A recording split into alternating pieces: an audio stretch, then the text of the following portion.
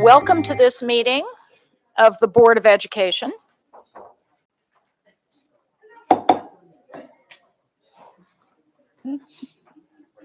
Hello, everyone. Welcome to this meeting of the Board of Education. This meeting is being televised live on ACPS TV and streamed on ACPS YouTube channel. General information and protocols for the meeting are posted on the sign by the doorway as you enter the room, so please make sure you read those if you have not already. Please pause for the invocation. O God, we pray to administer that which is just in all educational policies, being ever mindful of your guidance. Stir us to action with love, wisdom, and understanding. Please stand for the pledge. I pledge allegiance to the flag of the United States of America and to the republic for which it stands, one nation, under God, indivisible, with liberty and justice for all.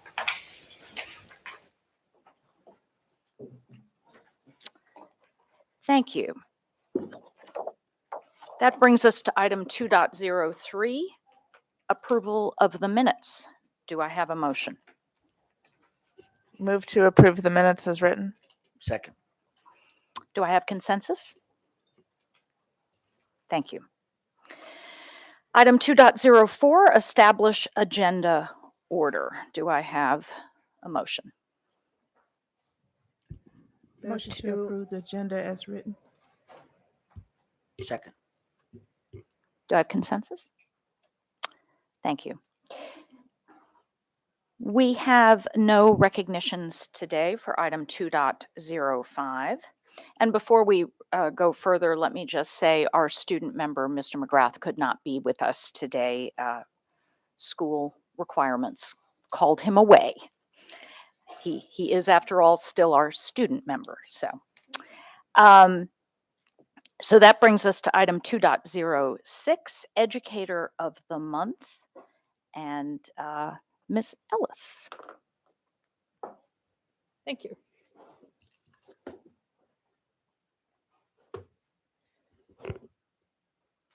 Educator of the Month. Our May 2023 Educator of the Month is well known for his 30-plus years of service to Anne Arundel County Public Schools. He's responsible for training, monitoring, and overseeing the secretaries and teachers on attendance and senior audits, among many other duties. Ed Copeland, counselor in the Student Data Office. He has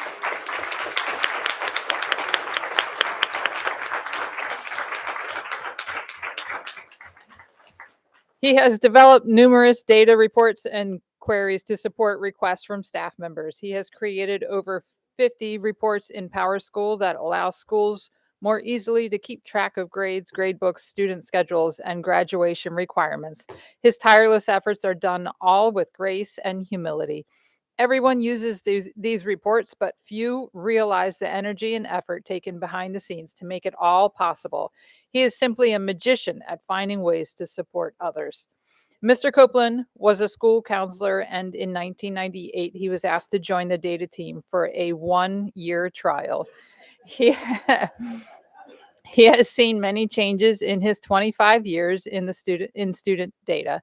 The system has moved from grade books in spiral notebooks, where teachers calculated grades themselves and put them on report cards with carbon copies, to a completely digitized grading system. Ed has been instrumental in this transition, and with many other things that have become more technical. He has written literally hundreds of queries that allow schools to function every day. Without these customized reports, schools would not be able to do their jobs effectively or efficiently. Anne Arundel County Public Schools has been blessed with his skills and institutional knowledge. After 30-plus years of devoted services, Mr. Copeland will retire in June. He will be missed for his many contributions, but more importantly, he will be missed because of his selfless acts of service that he has poured out to the student, staff, and community of Anne Arundel County. His efforts, work, and legacy will live on forever. Mr. Copeland, today the Board of Education is honored to recognize you as Educator of the Month for May 2023. Congratulations and enjoy your well-deserved retirement.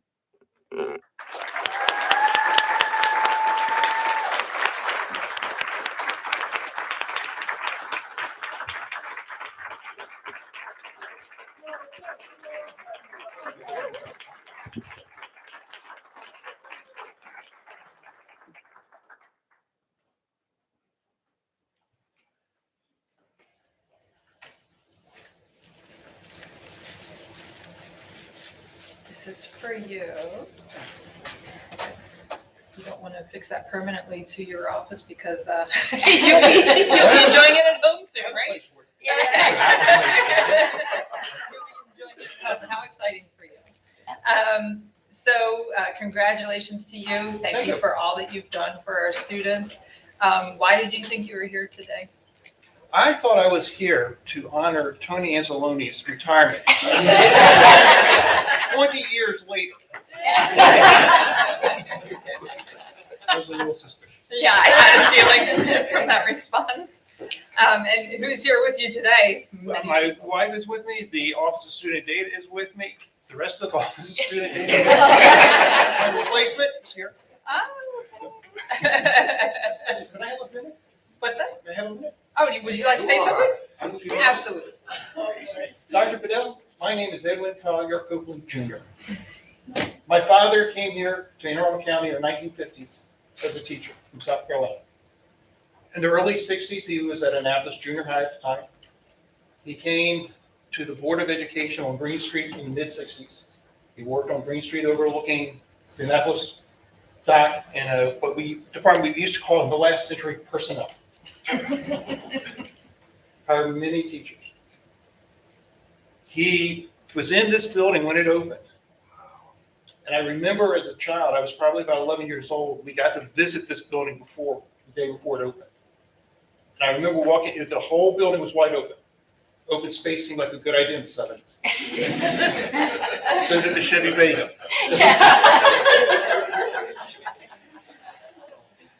But I remember going in his area, and then we went down to the cafeteria, which all those glass windows, I thought was the coolest thing in the world. And then we came into this room. And it was somber, it was silent. I believe this desk was here. There was some large group desk. It was like I was walking into the educational holy of holies. So it's quite an honor to be able to stand here before you today. Now, my father retired in 1990, but they hired him back for various jobs until the 93-94 school year. I came down here in 98. So for all but 5 years since the day this building opened, Ned Copeland has worked here. Wow. Oh, wow. Thank you very much. Diane, would you please? Well, she's coming. I was supposed to honor Tony Anzaloni. So let me do this. I came here as a counselor, and just let me say, Tony Anzaloni was the example we all modeled. I'm not accepting the entire time I was a high school counselor. Thank you, Tony.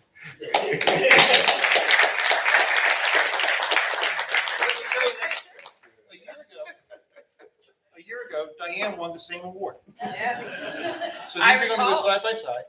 And speaking for the remaining Copelands that are here, thank you very much. It's been a pleasure to serve and work with all of you.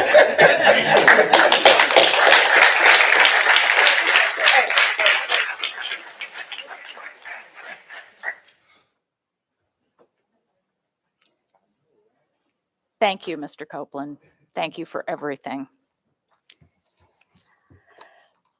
All right, so that brings us to the Employee of the Month. Ms. Frank? Coming live from the Holy of Holies in education today. It's quite an honor. Today, the board recognizes an employee of the school system for over 28 years. He is courteous, positive, friendly, respectful, and professional to everyone he interacts with. He strives for excellence in all tasks, big and small, and keeps working until things are finished to perfection. Jason Rush, facilities engineer of the Center of Applied Technology, Kat North.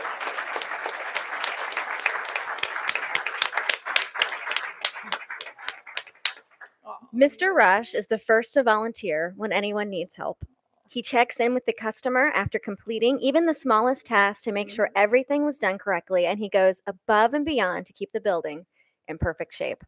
He never rests. He's constantly on the move, tackling any job he can find throughout the building, and he follows through quickly, competently, and professionally on absolutely everything he offers to do.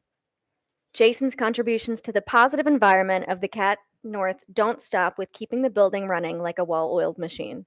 He interacts with students and staff in a number of ways. Cat North is a unique school with unique programs and a few unique pieces of equipment. But in every case, Jason is just the man for the job, thanks to his calm and approachable demeanor. Jason is the perfect example of the whatever it takes approach that makes Cat North a safe, supportive, and positive environment for students, staff, and families. Mr. Rush, the Board of Education proudly recognizes you as the May 2023 Employee of the Month. Congratulations.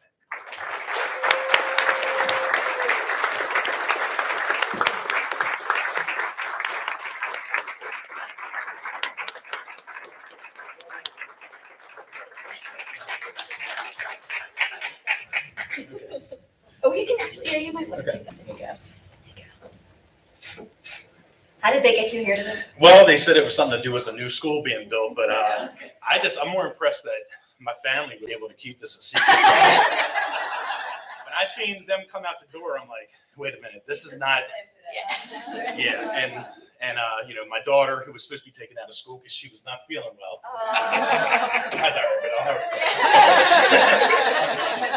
I just want to say that the school board's been a great place to work for what would be 30 years. It actually would have been 30 years December. And I never thought that I would stick with a job that long, but you know, the job is going in a lot of different directions, but I really appreciate the people that I've been able to work with. And it's just kind of crazy that at 50 years of age, I'm looking at retiring, hopefully moving. I'm really excited about that, but it's just really a pleasure to be here and work with everybody. So I appreciate it. Thank you very much.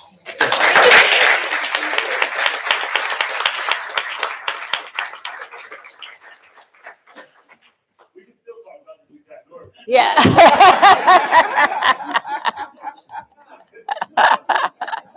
Anybody else? Congratulations and thank you, Mr. Rush. Yeah, the new building is going to have all sorts of maintenance challenges, I'm sure. Well, hopefully not. Yeah. Hopefully less.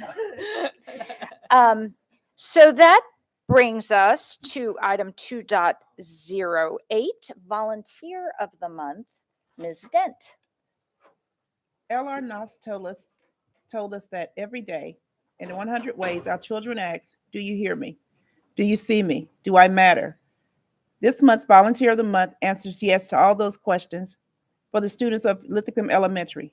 She hears them, she sees them, and she lets them know that they matter. Ms. Katie Wilburn, the Board of Education is thrilled to honor you as our May 2023 Volunteer of the Month.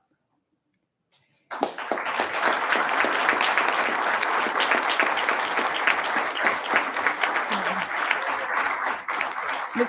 Wilburn's love for reading and books led her to volunteer at Lithicum Elementary Scholastic Book Fair last school year. Is it not that? During her time volunteering, Katie was disheartened by the number of students who were unable to financially participate in the fair. She saw some students cry tears of sadness as their classmates shopped for books and could not purchase books when they could.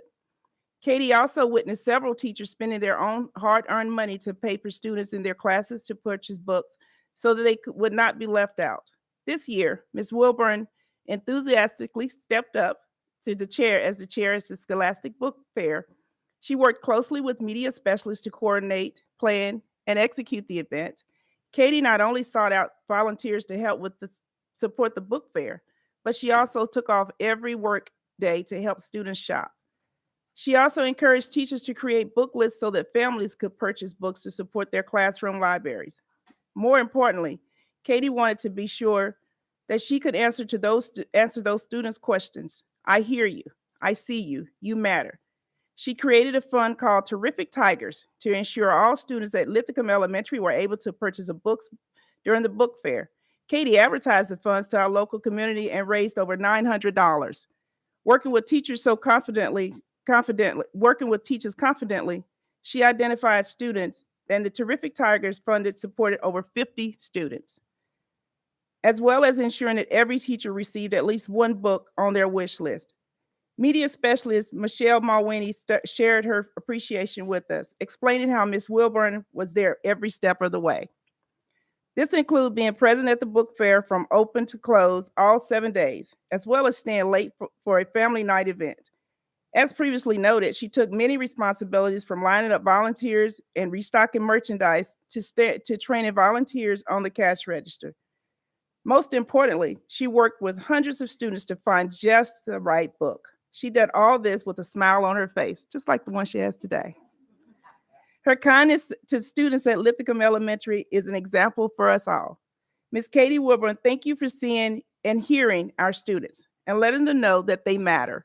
Lithicum Elementary School and the entire Anne Arundel County Public Schools community is blessed to have such a dedicated volunteer, and we thank you. I would say, would you please come forward? But I just got to ask the question while your family's behind you. What did you think you were coming here for today? Just us. All right, would you please come forward? It was with great appreciation that I present the Volunteer Bell of the Month and certificate to you as a symbol of our appreciation.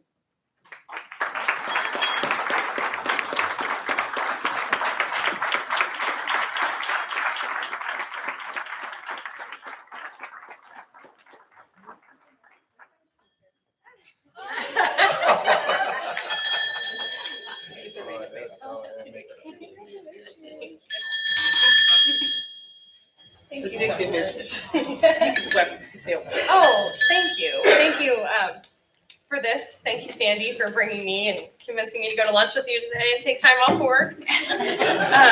Yeah, you put it very well, much better than I could. I first volunteered for the fair a year ago in 2022, and there were many kids that were off to the side or sitting at media, not shopping for the fair, and it really just played at my heartstrings. I'm an avid reader. School really encouraged my love of reading, and the book fair was always really special in my heart, and I didn't want any kid to have that feeling that they couldn't afford to shop or their parents couldn't afford, the $10 for a book. So we raised money. The Lincoln community is excellent and really rallied around us, and this year it's actually over 1,000, and same for last book fair. So thank you and congratulations. Thank you so much. Thank you.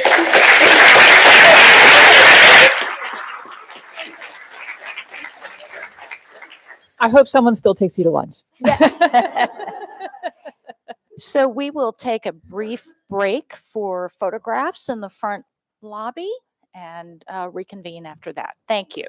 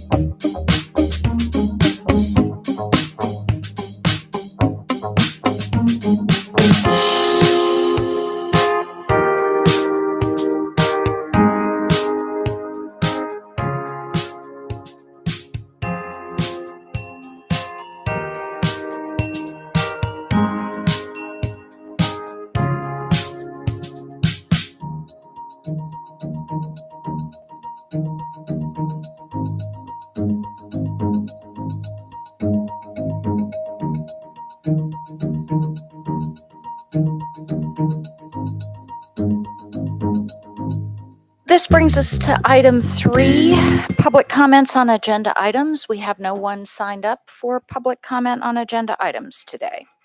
which brings us to section 4. Item 4.01, PTA report. Good afternoon.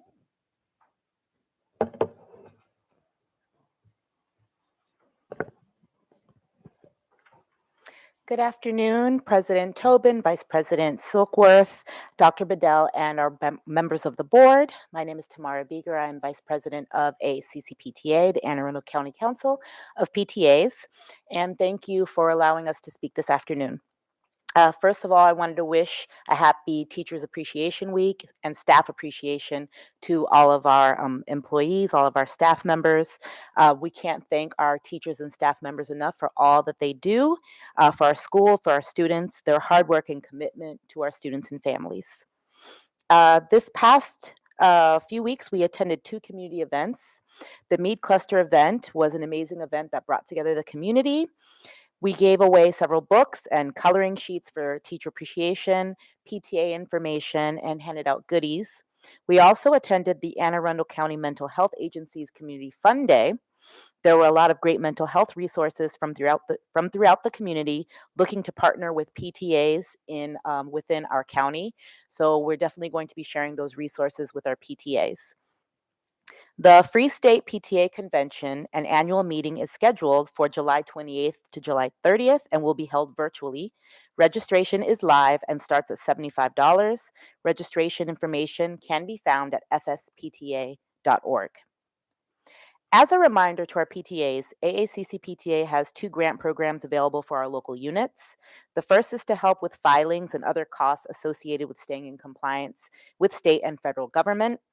The second is a programs grant that is available to local units in need of assistance in filling the gap in costs associated with approved programs that support and further the mission of the PTA.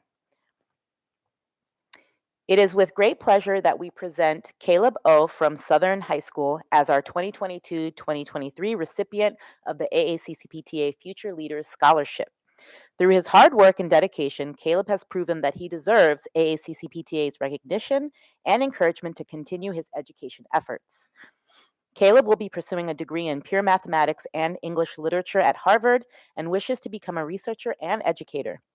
AACC PTA is proud of the extraordinary work you are doing, and the sky's the limit for you. So congratulations. Thank you so much to the Scholarship Committee, headed up by our very own Vanessa Rivera, for all of her hard work. The applicants for this year's award were all impressive, and it's an incredible testament to the work and guidance of the teachers, staff, and administration here in AACPS. Congratulations are also in order for the new 2023-2025 AACC PTA board members. These officers were elected at our May meeting and will take office as of July 1st, 2023. Our new president will be Christine Crandall, Vice President Pamela Bukowski, Treasurer Alexa Waltz, and Secretary Michael Vasquez.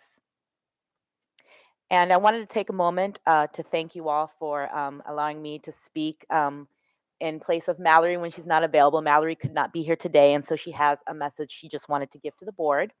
Mallory says that, I apologize I could not be there in person, but I just want to say congratulations to the incoming AACC PTA board, and that it has been an absolute honor and pleasure serving as president of AACC PTA.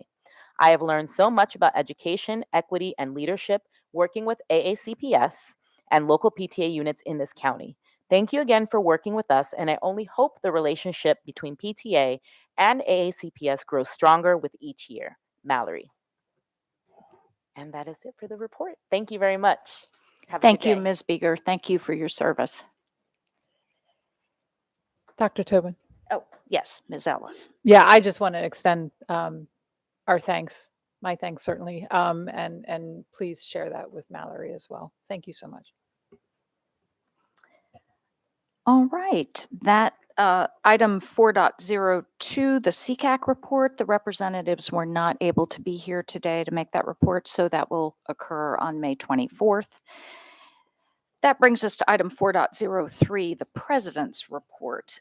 So there are a few things I want to talk about, but before I do that, I would like to recognize Ms. Schulheim, who had something she wanted to offer. Yes, thank you. So earlier this week, I had the great pleasure of meeting with Mr. Kyle Ruff and Mr. Zach Lammers and his team. And I just wanted to say publicly thank you for that opportunity. We talked all about, as you would guess, sustainability and what we do as a school system in terms of um, energy efficiency and conservation and all those sorts of efforts. And it was a deeper dive than what we've been able to have in this forum, and I just really appreciated it so very much. I learned some things, and I wanted to say thank you for his time, so, and for his team. If you can pass that along to them, that would be great. And then also one more thing.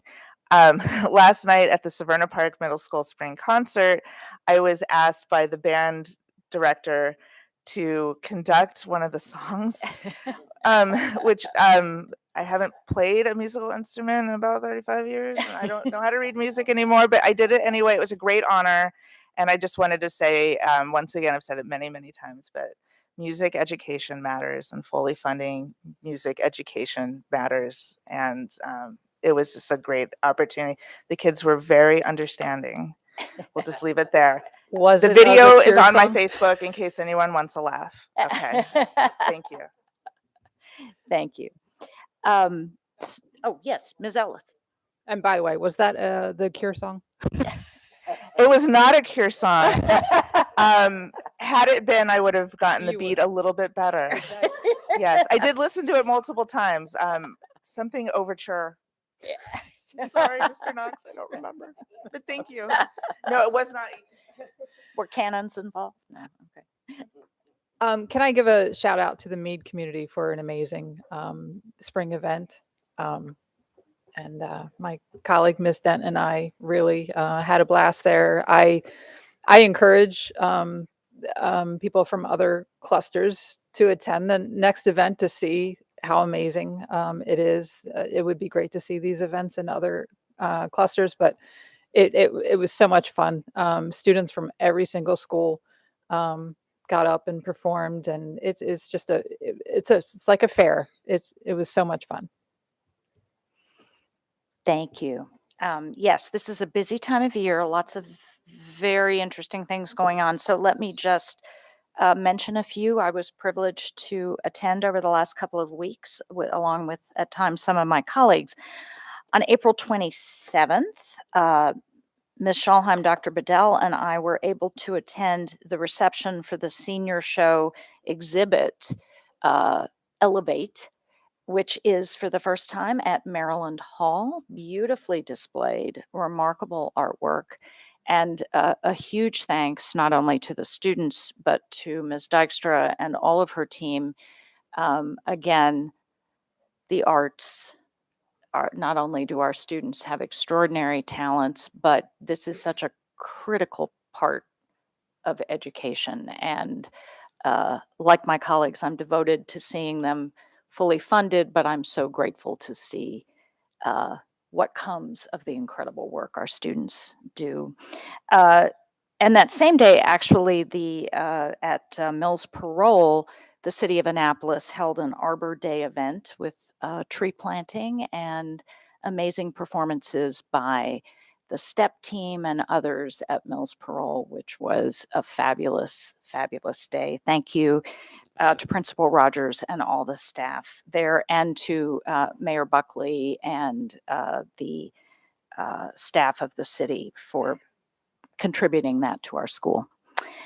On Saturday, the 29th, I was able to attend with my husband, along with Ms. Schalheim and her family, the All-County Big Band and Jazz Concert, middle school and high school, which was so cool. Amazing performances, just extraordinary, such a joy. And again, a huge shout out to Ms. Velati and all the team in the music office for the work they do, the extraordinary music teachers across the county who help our students reach these incredible milestones. So thank you for that. And again, we were back on May 2nd at the All-County Student Art exhibition, which is now in the Annapolis Mall. Over 3,500 pieces of artwork, I'm told. I don't think I've seen that many people in the Annapolis Mall since I don't know when. Dr. Bedell brought comments, which were very well received, and families were there. And I want to send a special shout out to my ambassador, a fourth grader from Quarterfield, who took me through and showed me all the wonderful pieces on display, including her own. Again, a huge thank you, not only to Ms. Dykstra and her team, but to all the art teachers across this county for what you do every day for our students. On May 3rd, Dr. Bedell, Mr. Silkworth, Ms. Schalheim, and I think that was it. We're at the Scholarship for Scholars event where our own Mr. McGrath received one of the scholarships. And that is always an exciting evening to see so many remarkable students, including several who are committed to pursuing education,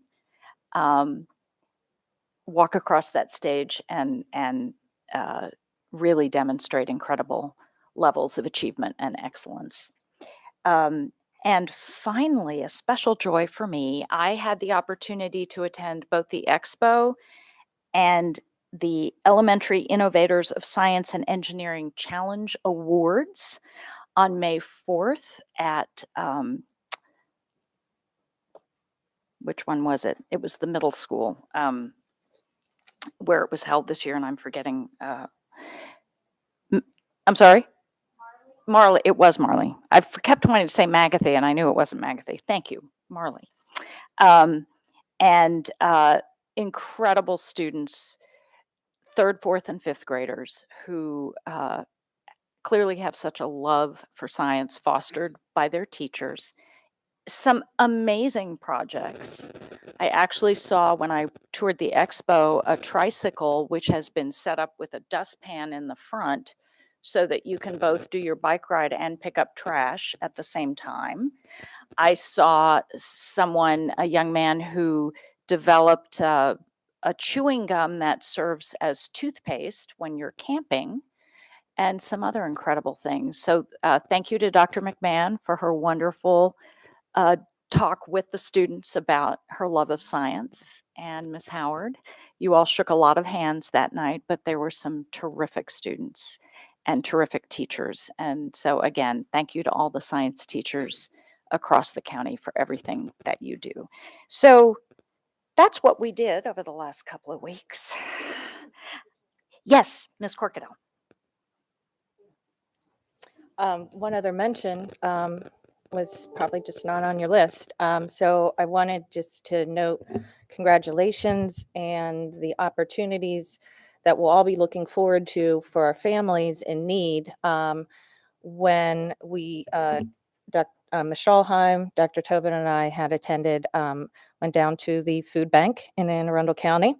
And the county executive has formed, through executive order, a committee to coordinate. We have a lot of food deserts in our county, and a lot of our families and our students continue to struggle to have food on the table. And food insecurity remains one of our biggest threats to education to this day. And it was very encouraging that even though these folks find ways of coordinating, to have a committee to do a full assessment. And I know our school's participating in it in a different ways, shapes, and forms, but I just wanted to share congratulations to that team because they do so much.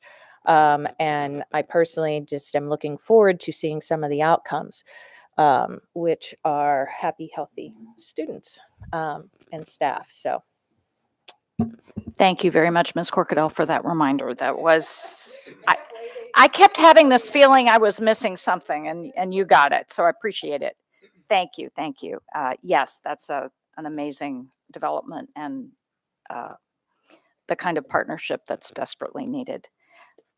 So that brings us to item 4.04, the Policy Committee Report. Ms. Dent. Good afternoon, Madam President, Mr. Vice President, Superintendent, members of the board. It was a great pleasure that I bring you today's policy report. I am happy to report that policy IS, display of flags, and policy JCL, student organization, will be moving out of committee and moving into going toward the board at the next meeting. Or, oh, it's too low. I was speaking too low. That's so cool. Can you hear me now? Okay. All right. So I'll start over. No, just kidding. But the policy meeting, we met yesterday, Tuesday, March the 9th. It was a great meeting. We are able to get through. We finally got through policy IS, display of flags, and policy JCL, student organizations. So we will move that out of committee into being going toward first reading, and should be at the next board meeting. We did cover a couple of other things that will come up for discussion. One of the things that I think is going to probably be a lengthy discussion is talking about something that's near and dear to Dr. Bedell's heart, is grading. And so we will, yes.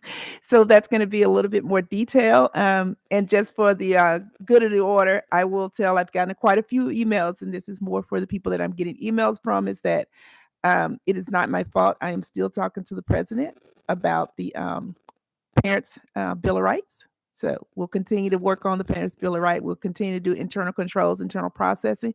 And at a time to be determined, once I get through meeting with her, I will come back and we'll give you a little bit more timeline and guidelines. So I have gotten quite a few emails about that, but we're just not ready to discuss it publicly just yet. So subject to that, that's all I have. Thank you. Thank you, Ms. Dent. I see a light, Ms. Ellis. Is that an old light? Okay. As I said earlier, Mr. McGrath couldn't be with us today, so there will not be an equity committee report today, which brings us to item 4.06, the superintendent's report. Dr. Bedell. All right. Thank you, Madam Chair, Madam President. I have a short update today. And I'd like to start by congratulating Savannah Park High School junior Eric Lynn on being elected the 50th student member of our Board of Education.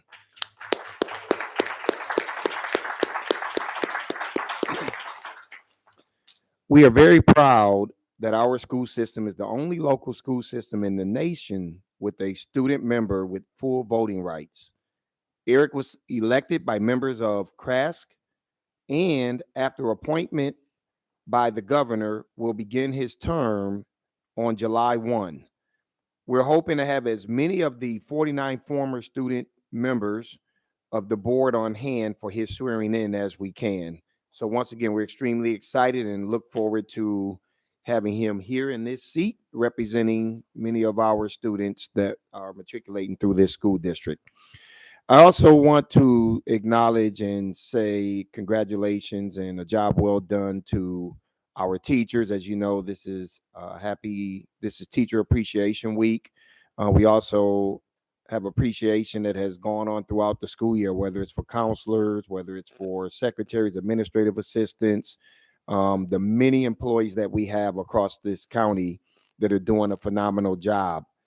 I've talked a lot about the great people here in this school district that make up our team, whether it's here in central office or at our other satellite locations, or whether it's inside of the 130 school buildings that we have.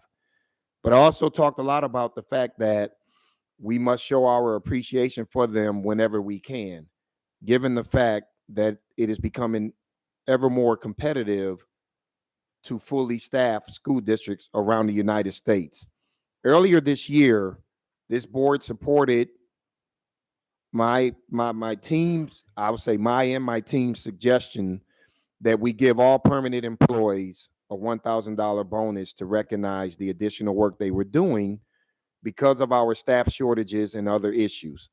We also provided a virtual work day in November just before the Thanksgiving break.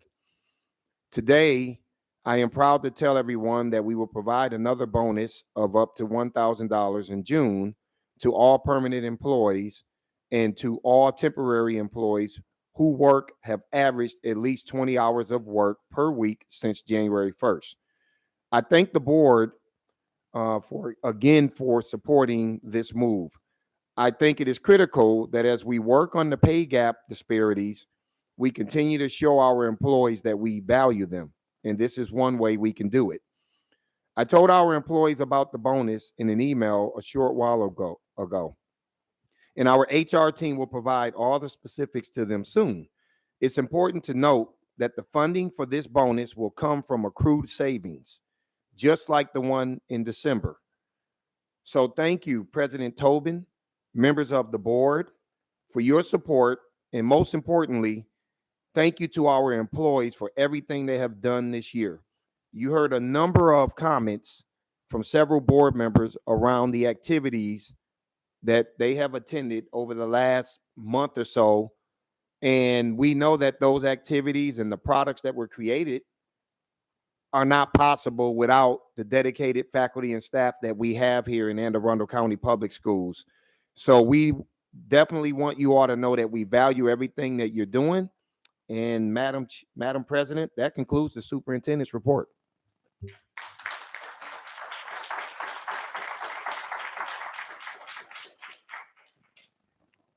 Thank you. Thank you, Dr. Bedell, and happy Teacher Appreciation Week to all. Okay, now this brings us to presentations. Item 5.01, high school capstone experiences. Dr. Bedell. All right, Madam President, I know you and Vice Chair Silkworth had an opportunity to visit one of our schools and take a look at one of the Capstone project presentations. And then that was brought to the attention of senior staff. We had an opportunity to listen to our students, and we were just extremely proud. I mean, we talk a lot about the body of work and the products that we want our students to be able to complete. And what we hope would happen through the Capstone experiences is that our kids are learning how to solve real world, real time problems in cases where they may not have opportunities to benefit from it, but they're doing it for the greater good of those who will come behind them. And so today you have an opportunity to listen to a performance, to listen to some of our students who will kind of give an overview of what they're looking to seek in their Capstone project, but you also get an overview of our Capstone experiences in general. So I will pass this over to staff and Maureen McMahon. Now that we can do the introductions and all of that. So we'll pass it over to you all. Good afternoon. President Tobin, Board of Education members, and Dr. Bedell. My name is Mary Tlar, and it's my honor to be the Assistant Superintendent for Advanced Studies and Programs. Together with my colleagues who are here with me today, we will share with you our AACPS Capstone experiences, a body of work that serve as culminating academic and intellectual projects designed for our senior level students. I will ask them to introduce themselves with you in one moment. Ms. Tlar, why don't we just show the board what Capstone experiences can be like? Red, let's do it.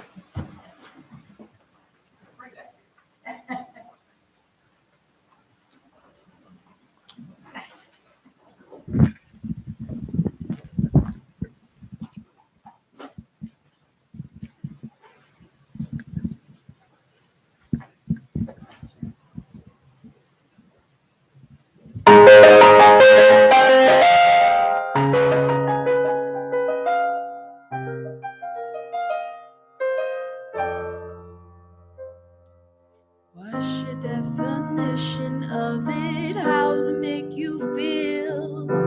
Tell me what you say that truly makes it real. Kings and queens, philosophers, I've tried so hard to find. Tell me what it means to you, dear, never mind. Love is kind when the world is cold. Love stays strong when the fight gets old. Love's the shoulder to lean on. Love is you. Love's like the water when the well runs dry. Quench my thirst, keep me alive. Just need one sip, baby. Love is you. Love is you. Love is you. Love is you. Love is you. Is it possible there is a kiss that's so divine? Or am I just a fool? Is it all in my mind? Is it something chemical? A scientist might say, well, love must be a drug to make me feel this way. 'Cause love's my permission to be who I am. No inhibitions, 'cause you understand. Freedom to breathe, oh baby, love is you. Love's like a kiss when the sun goes down. Holds me tight when no one's around. Love's what I wanna hold on to. Love is you. Love is you. Love is you. Love is you. Love is you. Love is kind, it makes me stronger. I don't have to look no longer. You're the one I cling to. Love is you. When the chips are down, love will stick around.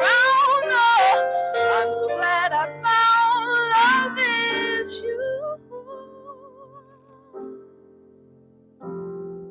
As much as I tried to clarify, love's quite simple, he's just my guy. The perfect definition, love is you. Love is you. Love is you. Love is you. Love is you.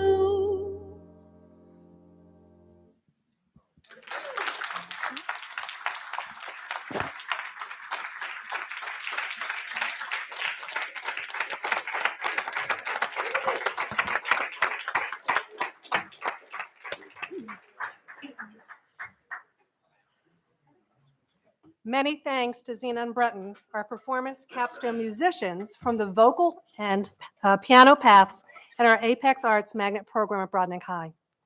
Zena's solo performance capstone was in the form of a lecture recital that focused on connecting her audience with African American performing artists. She wanted to dive deeply into the music as a performer while specifically shining a brighter light on various African American performers to enable her audience to meaningfully connect with them as well. Her work consisted of both performance and lecture components. Together, these pieces reflected the extent of her high-quality high school research and music performance preparation. Breton accompanied her on the piano as peer support for her solo capstone project. Congratulations and thank you. Before we move on, I've got a light. Ms. Corkadell, did you want to say something? I saw, is that an old light? No, that's a new one. Okay. I just could not resist. Miss Fraser, your voice is it's this old soul coming out. I mean, the voice is so mature and it just sounds like you've walked the miles when you're telling the story. And I just could not resist just saying a little something extra special. You have such a unique, wonderful gift, and I hope you continue to grow it because in that voice, you have a bright future.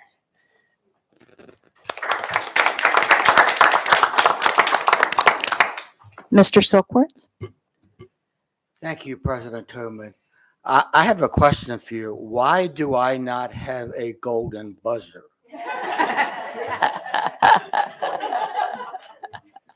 Because I'm here to tell you, if I had a golden buzzer, I would be hitting that now.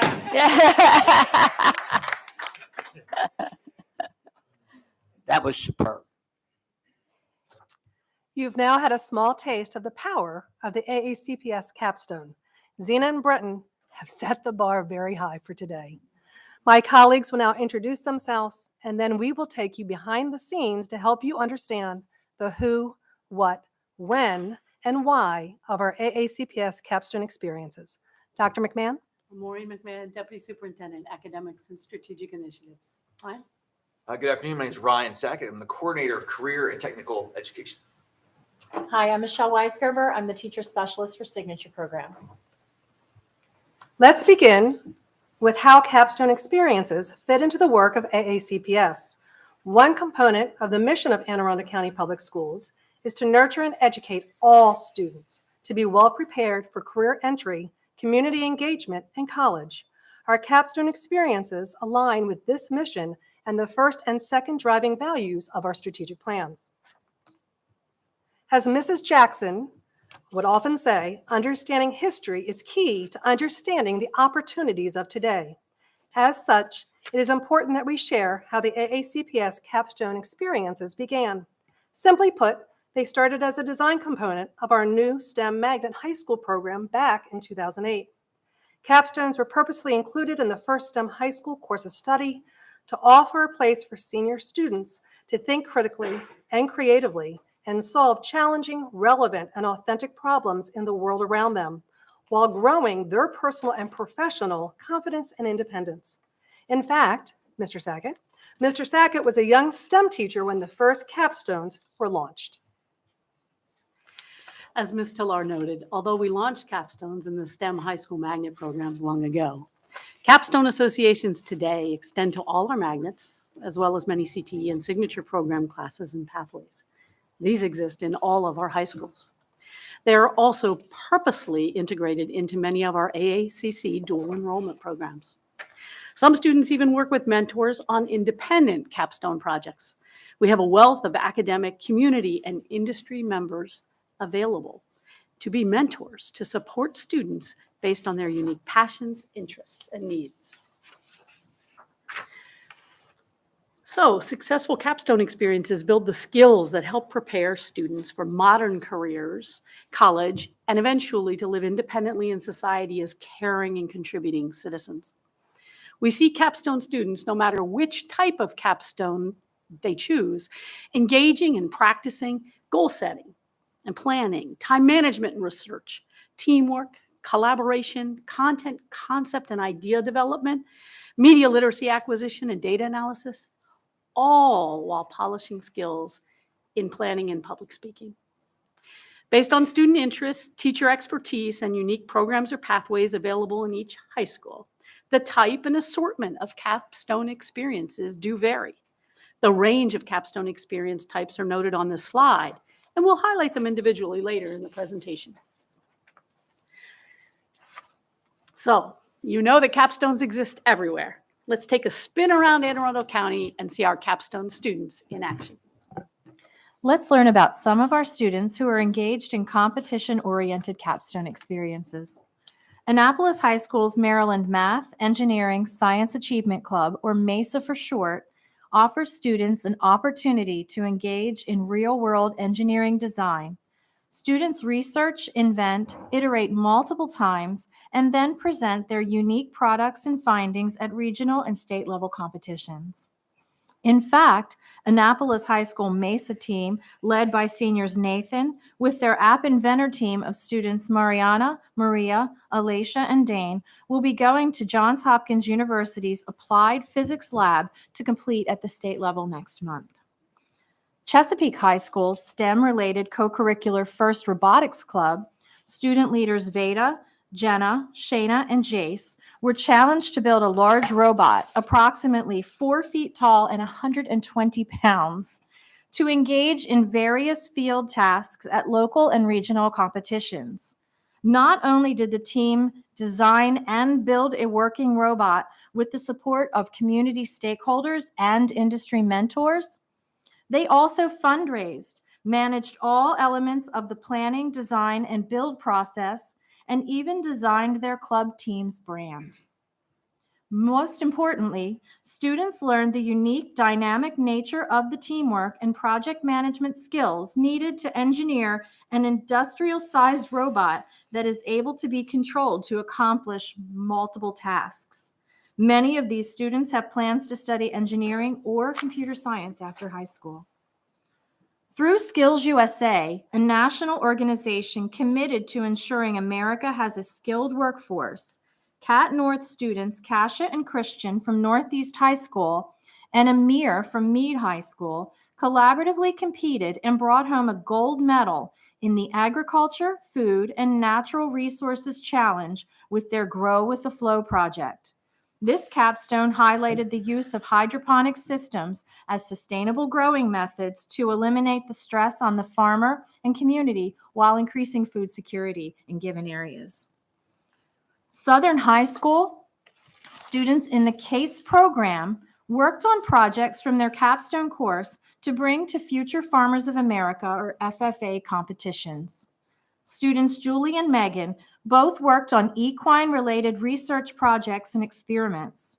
Julie's capstone experiment focused on learning the most effective cooling treatment for equine athletes' limbs. After extensive testing, data collection, and the use of numerous methods of analysis, she determined a significant, effective way to preserve the health of equine or horse athletes. Both Southern students won first place in the Maryland FFA Agri-Science Fair this spring and have qualified for the national competition, as well as 3 college credits.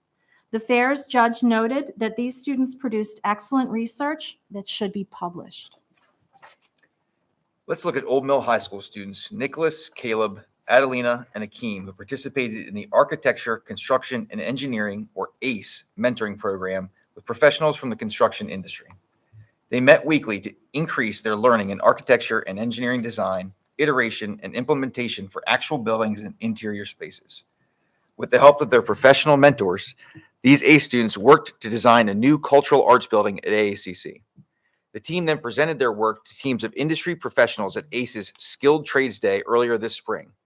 Our Old Mill seniors, Caleb and Akeem, were both awarded $2,000 scholarships from the ACE program to be used for their future studies.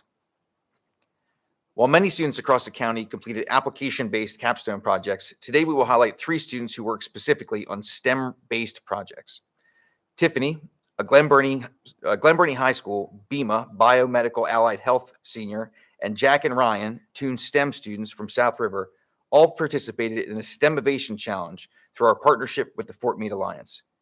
Based on their excellent ideas shared during a Shark Tank-like pitch, the Fort Meade Alliance awarded them funding and industry-based mentors to support them with their projects. In her Wheels Down STEM application capstone project, Tiffany, already a licensed airplane pilot, was inspired by a specific type of mat utilized by pilots during the Second World War. Her capstone goal was to create a makeshift runway that could be deployed entirely from the aircraft itself to facilitate successful landings on remote, challenging terrain during a medical emergency. Tiffany's research and work will result in the actual use of landing zone panels at the flight academy she attended for her pilot training, and where she will be an instructor this summer. The kernel of Jack and Ryan's capstone project, known as ALIS, actually began in 9th grade when they were working on their Science and Engineering Expo project. In their current project, they created a functional prototype, a fully wireless recharging station for drones that could extend the length of time and distance of a drone's flight, especially one carrying a significant payload. Jack and Ryan, along with their colleague JP, are on the 5th iteration of the product, with all electronics simulated and fabricated. A fully functional prototype is anticipated by the end of May. Not only are these capstone students enrolled in our BEMA and STEM programs, but some are also Project Lead the Way engineering students. Project Lead the Way students in 6 AACPS high schools also work on application-oriented capstone projects. It is important to see how the many career and college program elements we have implemented in AACPS over the past decade were intentionally designed to be flexible enough for students to tailor their course and program choices to meet their needs.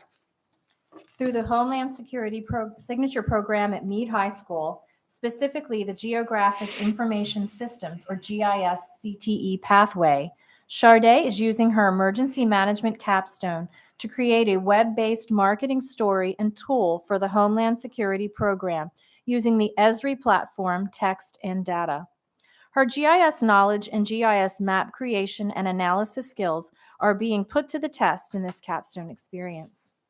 In Severna Park High, not only is an application capstone embraced, but it is coupled with a major opportunity for students in the Business Innovation and Leadership Signature and Business CTE programs to run a small screen printing business known as SP Customs, as you can see on the slide with Austin and Nathan.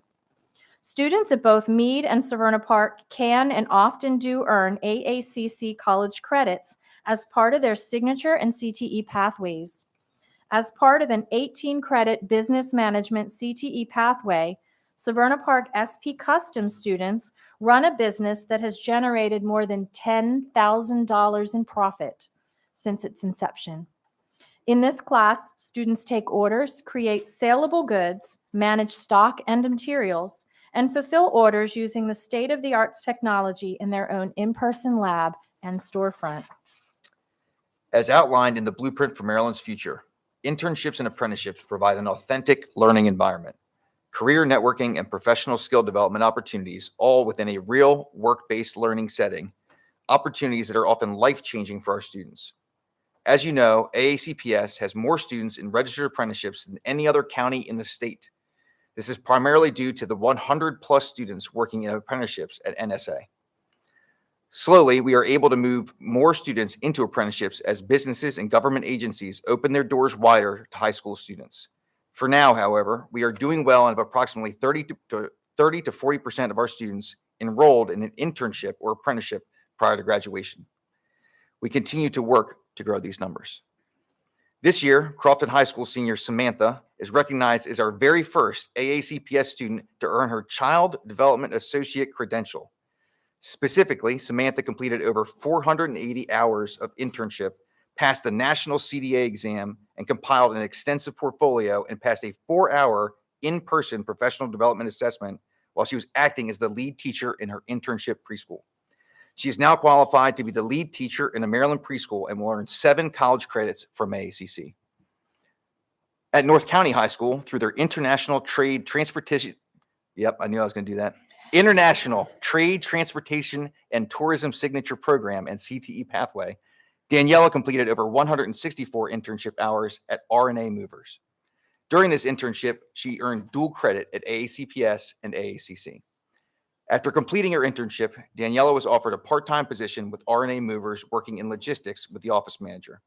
Daniela will graduate with an 18-credit Transportation, Logistics, and Cargo Security Industry Certificate from Anne Arundel Community College in May, and will then walk North County High School's graduation stage in June. She already has a job in hand due to the coursework she took and an internship with a local business. Our last type of capstone to share with you today reinforces the community readiness of our students. As students transition to post-high school independence, the importance of the community stewardship role becomes more critical. Alicia, a service learning leader and identified changemaker at Arundel High, collaborated with Stitches of Kindness, Her Best Foot Forward, and Kid Changemakers to support the AACPS leadership team's Impact Project. Here, she coordinated a day with Arundel High National Arts Honor Society students, creating bags to hold personal hygiene products to be distributed at a local community-based pop-up pantry. Now, let's meet some additional students from Arundel High School to hear about their capstone experience. These 4 students are here today with their proud principal, Miss Gina Davenport, the assistant principal and capstone teacher mentor. I am thrilled to turn the presentation over to this team of construction design management students at Arundel High School.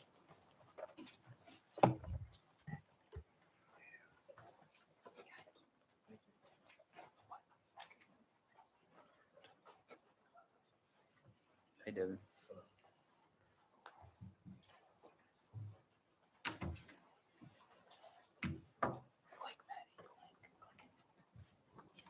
Hello again. Hello. My name is Nelson Garles Vasquez. My name is Devin Fannin. My name is Madison Smith. And my name is Azan Burley. And this is our gender neutral accommodations project.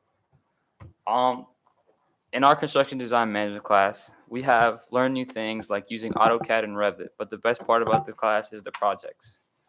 With this project, we were tasked to come up with a solution to an issue at Arundel High School that would benefit the students. Our issue that we found was that students in the basements do not have access to bathrooms on that floor.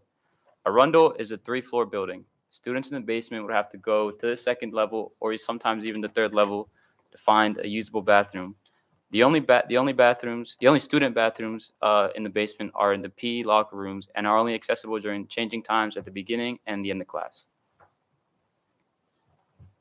Problems of being a student in the basement. We did send out a survey to our students and teachers in the basement to understand what issues that we could fix as in our construction design management program.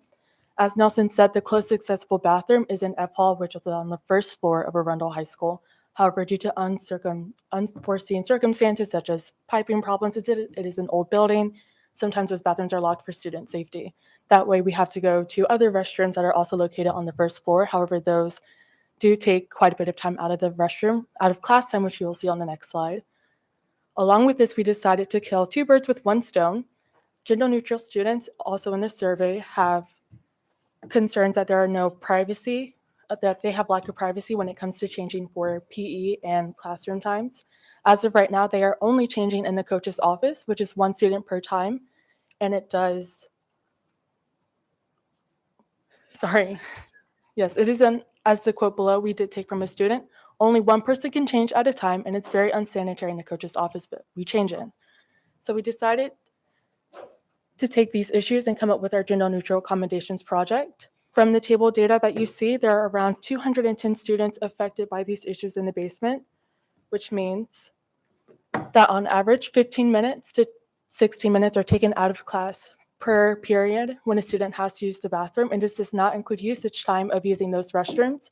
This means that not only the student is not engaging in classroom time anymore because they're not receiving the lessons that the teachers are giving them, but the teachers are also losing class time with their students. They're losing that relationship, and they're losing the teaching that the students like, that the teacher is valuable time with the student. Our proposal is to turn the old simulator room into a gender-neutral bathroom and changing space. We'll be doing this by separating the bathrooms and the changing spaces and fixing the lighting and working the plumbing and the room.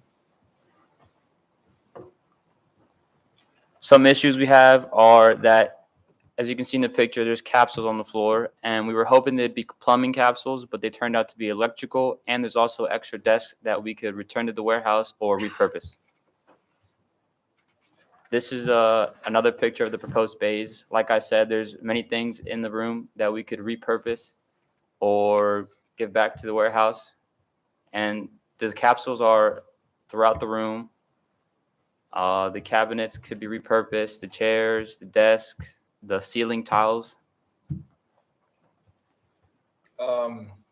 There's a dirt room that can be used for custodial storage because we will be taking some of that away. And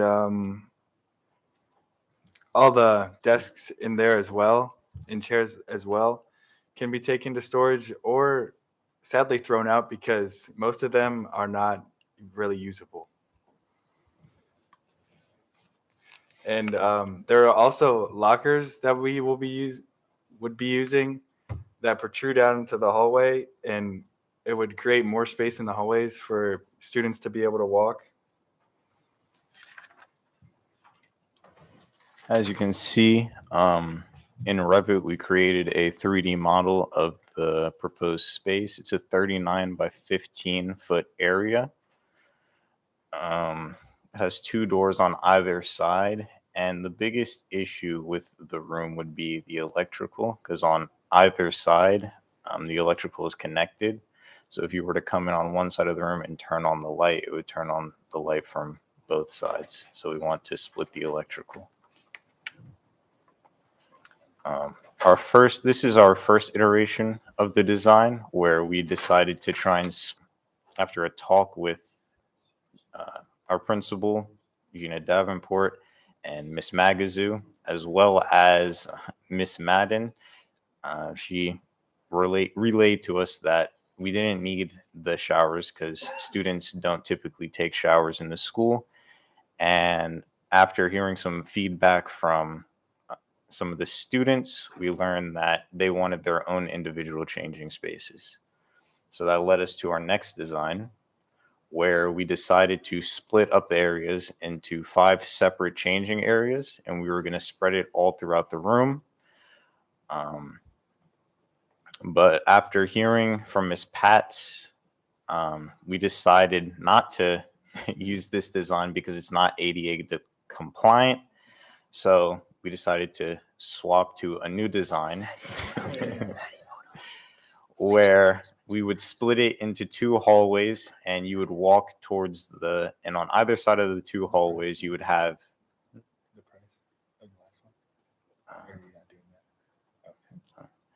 and you'd walk by, and on either side, it was a changing and bathroom space where anybody could change in either stall and feel comfortable. But we decided to change the design one more time. To our fuse design, which is our proposed project. After talking to Ms. Pats, we did have a plumbing issue that the plumbing is only located on one side of the room, which you see is on the left side for all our bathrooms and toilets to have plumbing that is consistent throughout the room. On the right side is specifically for changing only, which also does help us as if there's a student that needs to use the restroom, yet they're not changing for a PE classroom. This does not take up more than one space at a time as they are able to go to two separate areas. We still did follow the two hallways that go back. That way we make the most out of the space for the amount of students, as we do believe that the population will grow as Arundel, like the gender neutral population will grow as Arundel continues to thrive throughout the years.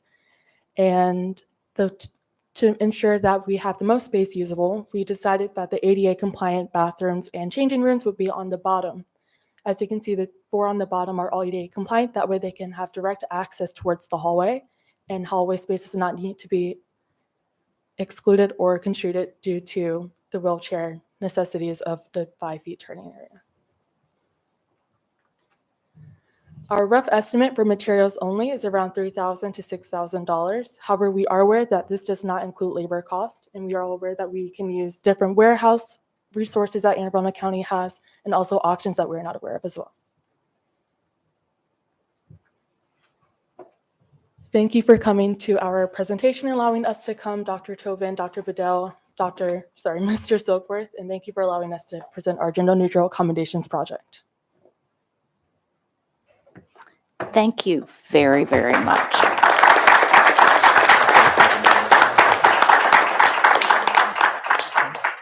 I should also note that Ms. Ellis was part of the team that went out to see this amazing event, and also I wore my Arundel green today. So. All right, I think I'm going to try to get this in the order that the buttons have come on. There are obviously some comments and questions from our board members. So Ms. Schalheim, I believe you're first. Wow, this is an incredible project. And I also want to say your voice is beautiful, and your playing was beautiful, and you will have a bright future ahead of you. And this presentation was also fantastic. So my question is, what is the next step? How can we see this through? How can we implement this? What's the next step for you all with regard to this project? Well, the next step would be gaining funding, and also seeing if it's actually viable inside of the school and possible to build. That's the main reason and point. Well, you have my support, so let's shake some sea cushions and see if it's possible. But it's not up to me. But that would be my vote. Anyway, thank you. Thank you. Incredible. Thank you. Ms. Ellis. Thank you. Yes, indeed. I had the great pleasure to see this in the building, this vision, and it's to me, so many things to say. First of all, Wildcat here, and walking into that simulator room where I took driver's education in the simulators, that was a major flashback for me. But to see this space re-envisioned this way was so cool. But to me, this is what the high school experience should be for every single student.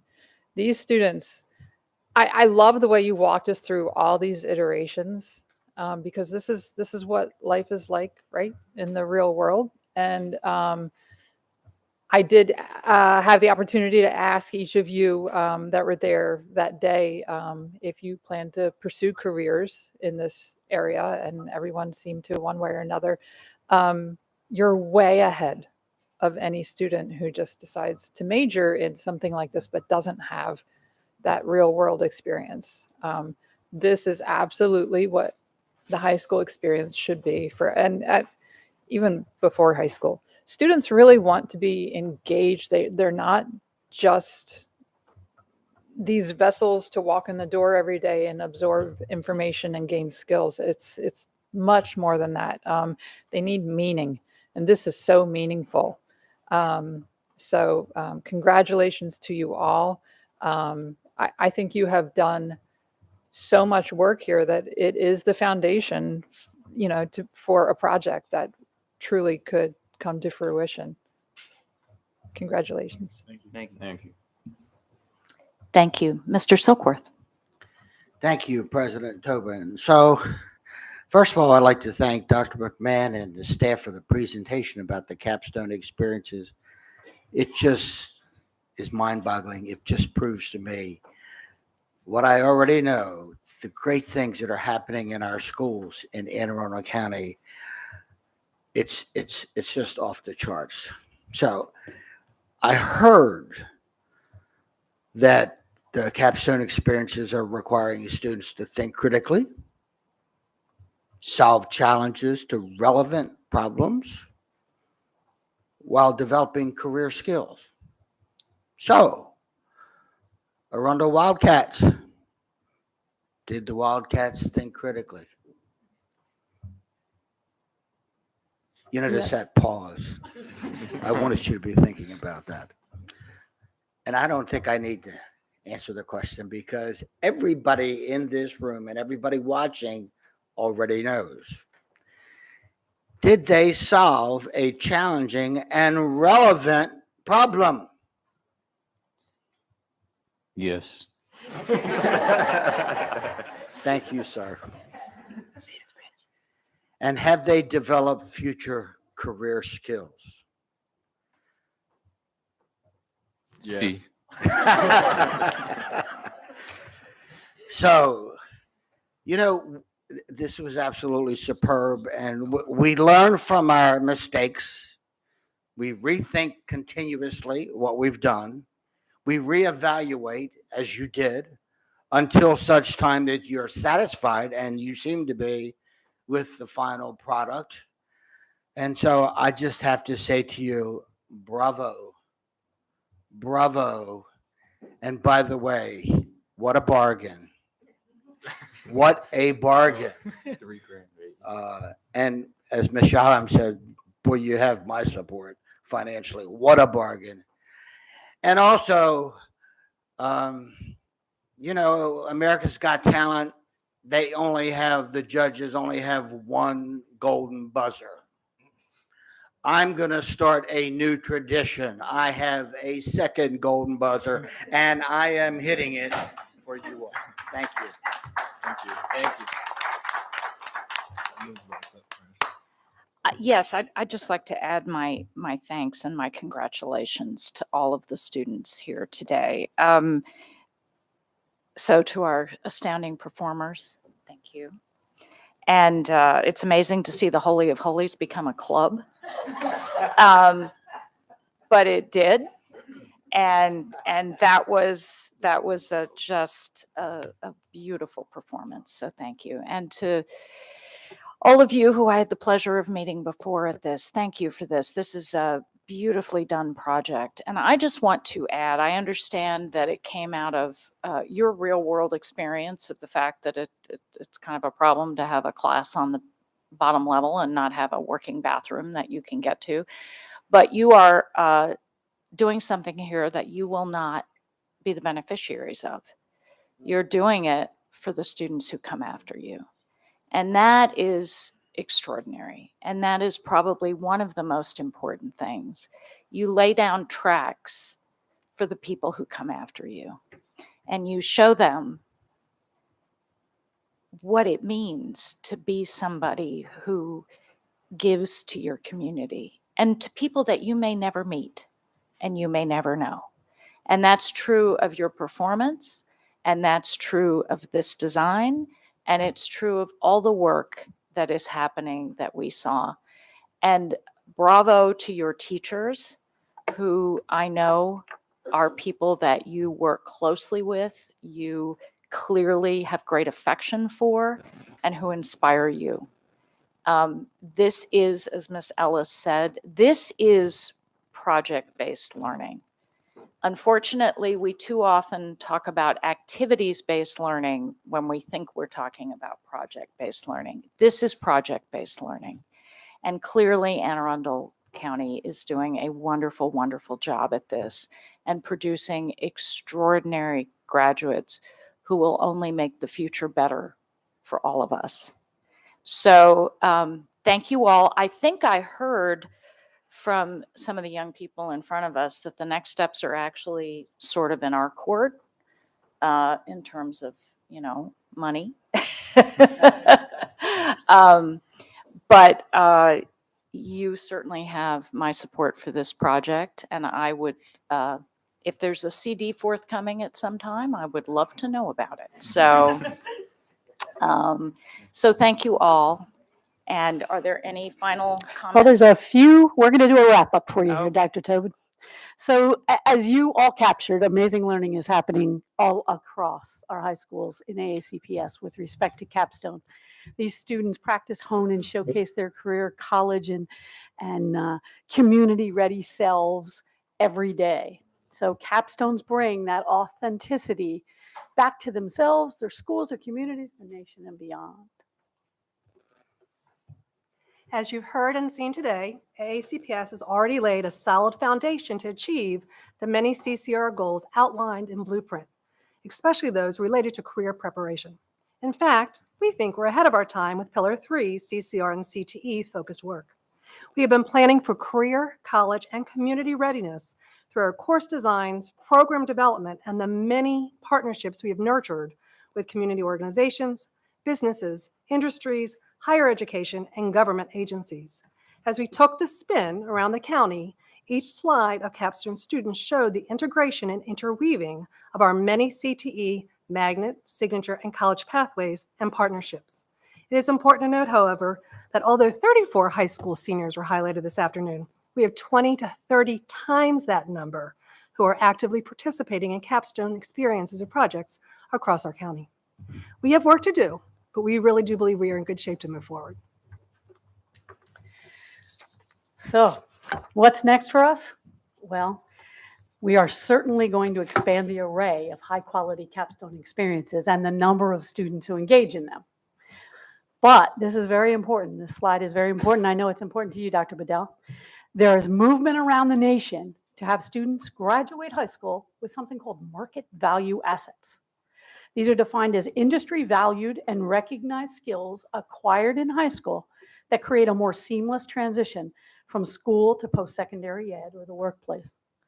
So you can see there any combination of that APIB dual credits in community college, 9 credits in this case, a pathway completion with an industry certification, and or an internship and apprenticeship, or an internship or apprenticeship. And we hope that it's a combination of many of those. As I conclude the presentation, I'd be remiss if I didn't acknowledge our incredible program and pathway teachers and administrators who support these Capstone experiences and the students who engage in them.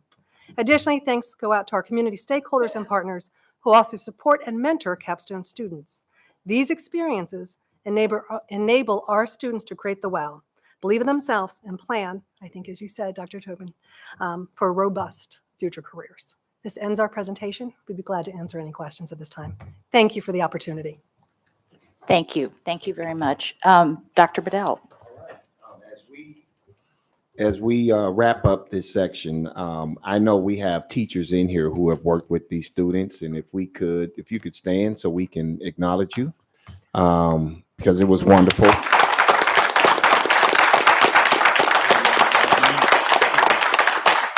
Thank you. Thank you for what you do every day. And then I know we have administrators in here, and I know some of them may have left to go back to their sites, but for the administrators, thank you all for everything that you continue to do to support your teachers and allowing them to really insert their pedagogical excellence upon these students. What this has done for me is it reminded me of a conversation that I had, may have been with Dr. Tobin or maybe the officers. I don't know that I've had it with the full board, But I talked about this model that we utilized in Kansas City called impact funding. And the way that impact funding works is that, you would look at trying to allot a certain pot of money to each of our schools where they would then work with their local communities to take care of like small scale projects, not something that would require, the larger, operations department to do because they're multi-million-dollar projects. As we get ready to hire, our new chief operating officer, and the goal is to bring that selection to the school board on May 24th. These are the things that we will talk about doing, trying to figure out what are ways that we can engage the community in solving real world problems that exist that our students are able to solve. Don't know whether we'll be able to pull it off or not. I think this is something that does require us to do some further exploration, and our team is in here and they've heard it, and we will continue to do our due diligence to see if it is possible or not. But I think it does require for us to start looking at how we could do things differently, from a funding standpoint, to really remove barriers that would allow for some of this work to take place more at the local level. And we'll see what happens.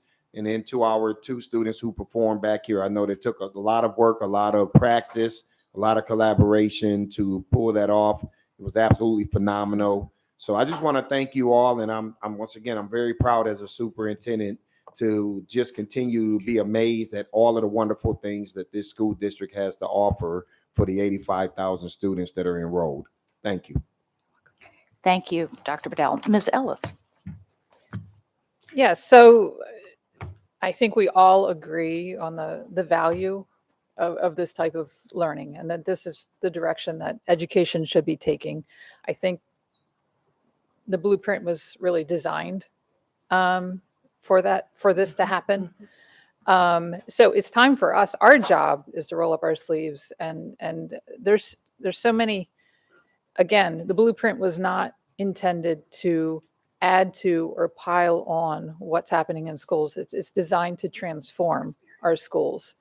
So there's so many things that we have to think about, including the school day, right? The hours that students are in school, and what kind of flexibility is needed for students to be able to pursue different opportunities and still have, life balance. Our graduation requirements. Right now, a lot of students are faced with making difficult choices about pursuing things they're passionate about because they have to check off all these boxes.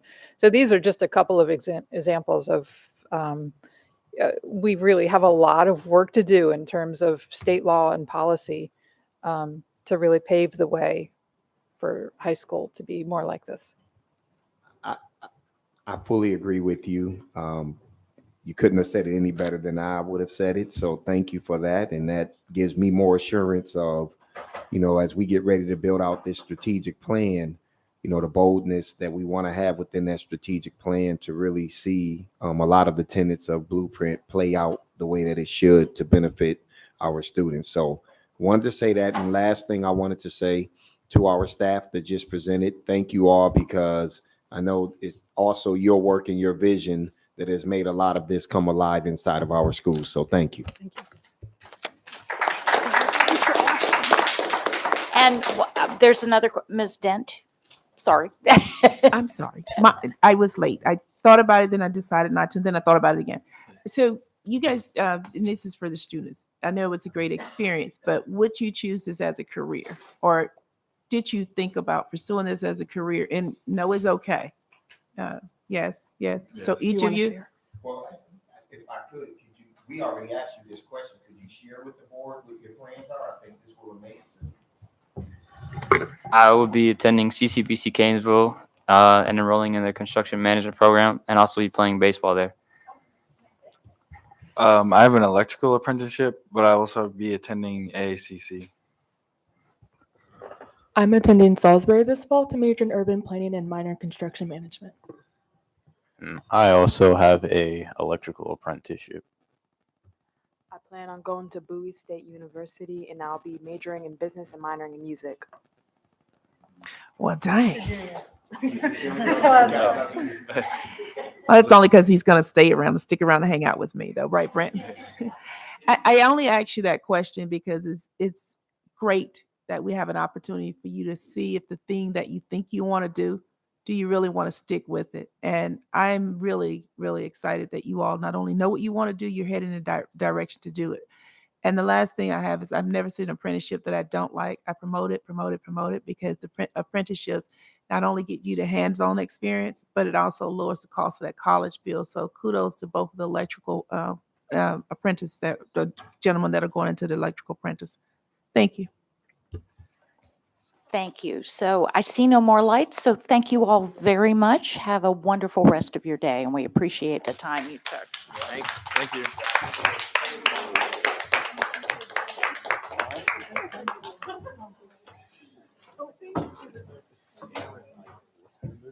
Okay, so while the club packs up.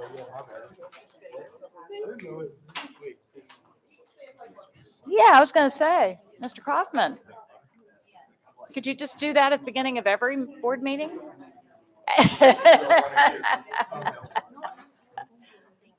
Okay, we're going to take 5 minutes while things pack up.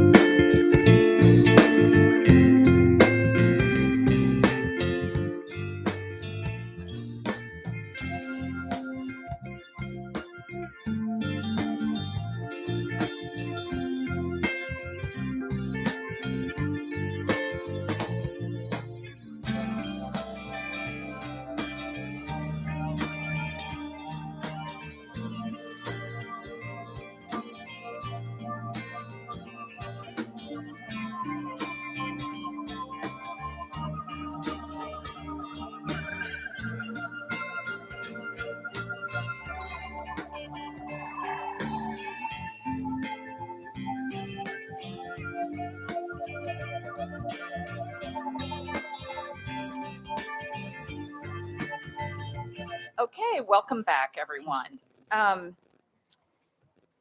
So we move on now to item 5.02, new course approvals. Dr. Bedell. All right, staff is already here, so we are excited to have an opportunity to go through the new course approvals. We have trying to see where I could find it, project management fundamentals, project management applications. So I will pass it over to Ryan Sackett. I'm gonna make sure I got that right, and staff, and let's do it. Thanks, sir. Actually, Good afternoon, Dr. Bedell. It's okay.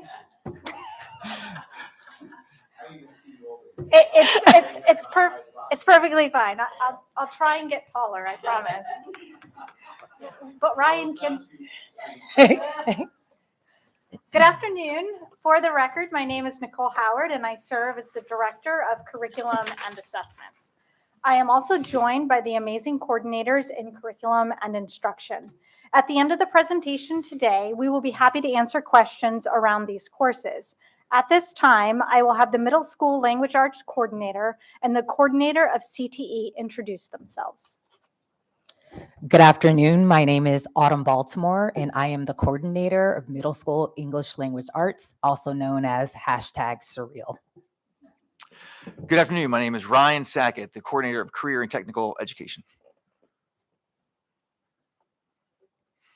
In accordance with board policy for curriculum, today we will present 3 courses for your approval. The main goal of our AACPS strategic plan is to ensure that every student meets or exceeds standards as achievement gaps are eliminated. Courses are designed to provide all AACPS students with rigorous, relevant, and inclusive opportunities that enable them to successfully navigate and positively impact the 21st century global society. The Project Management Fundamentals course is a quarter credit high school course. It will be developed for hybrid online synchronous delivery using the Ed2Go platform. Students will, with teacher support, prepare for the Project Management Institute Project Management Readiness Certification. This online delivery will be supplemented with class activities and projects that require students to implement the project management skills they are learning. This course is designed to use real-world scenarios and projects to help prepare students for their college and career future. It prepares students for the Project Management Applications course and the next level of Project Management Certification. This Project Management Certification is highly sought after across industries. Wherever there are projects, there is a need for qualified and skilled project management professionals. As the world gets more connected and industries grow and expand, this demand is only set to increase. The Project Management Applications course is a quarter credit high school course. It will be developed for hybrid online synchronous delivery. Using the Ed2Go platform, students will, with teacher support, prepare for the Certified Associate in Project Management Industry Recognized Certification, the CAPM. The skills learned are foundational components toward earning more advanced PMI certifications. Students taking this course will increase their employee value by understanding essential quantitative and qualitative project management applications. Skills gained will include building and managing teams, developing work structures, and completing cost volume analysis. Our plan is for these 2 courses to be available for students to enroll in for the 2023-2024 school year. With that goal in mind, our teams will be working hard to ensure that we put in place all that is necessary around curriculum writing and professional development for student success. Theater 6, 7, and 8 is a middle school course. If approved, it will start at Monarch Global Academy. During this course, students will learn performance skills, study different methods of acting and performance, analyze scripts, learn theater and audience etiquette, critique and revise each other's scripts, write their own original soliloquies, learn about the changing work of theater, and direct and perform in several productions. Each theater unit will connect to a current core grade level unit of study and will culminate in a performance piece. By providing another artistic creative outlet, this course will increase opportunities for middle school students to apply their speaking and listening skills, become more confident, employ good decision-making and collaboration. Additionally, this course allows for our students to be better prepared when applying for the Apex Arts Magnet Program. Knowing our charter schools have greater flexibility in their schedules, we plan to start this course at Monarch Global Academy with hopes of later expanding to other schools in our district. Our plan is for this course to be available for students to enroll in the 2024-2025 school year.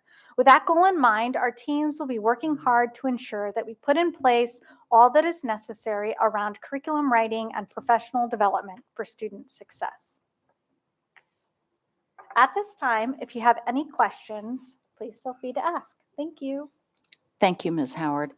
So I see a couple of lights. Ms. Schalheim. Firstly, you know that this is one of the best parts of my job, and I love seeing you all here with new courses for us to approve.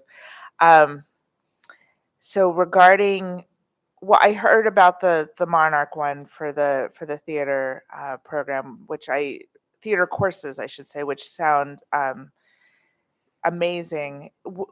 You said that in hopes that you would roll it out to other schools later. What does that timeline look like? Into what schools? So the Monarch Academy has more flexibility in their schedule, and as we learn and grow in our middle school scheduling, and as we grow the capacity of our teachers, we will be able to expand into our academic middle schools across the county.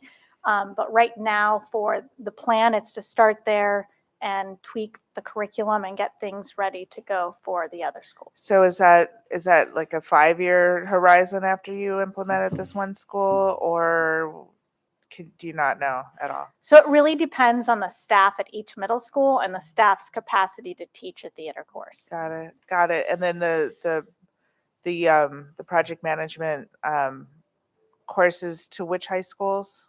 Those will be available at all high schools. All high schools. Okay, great. Thank you so much. Thank you. Ms. Ellis. Thank you. I always get excited to look at our new courses being offered, but I am personally very passionate about all three of these courses.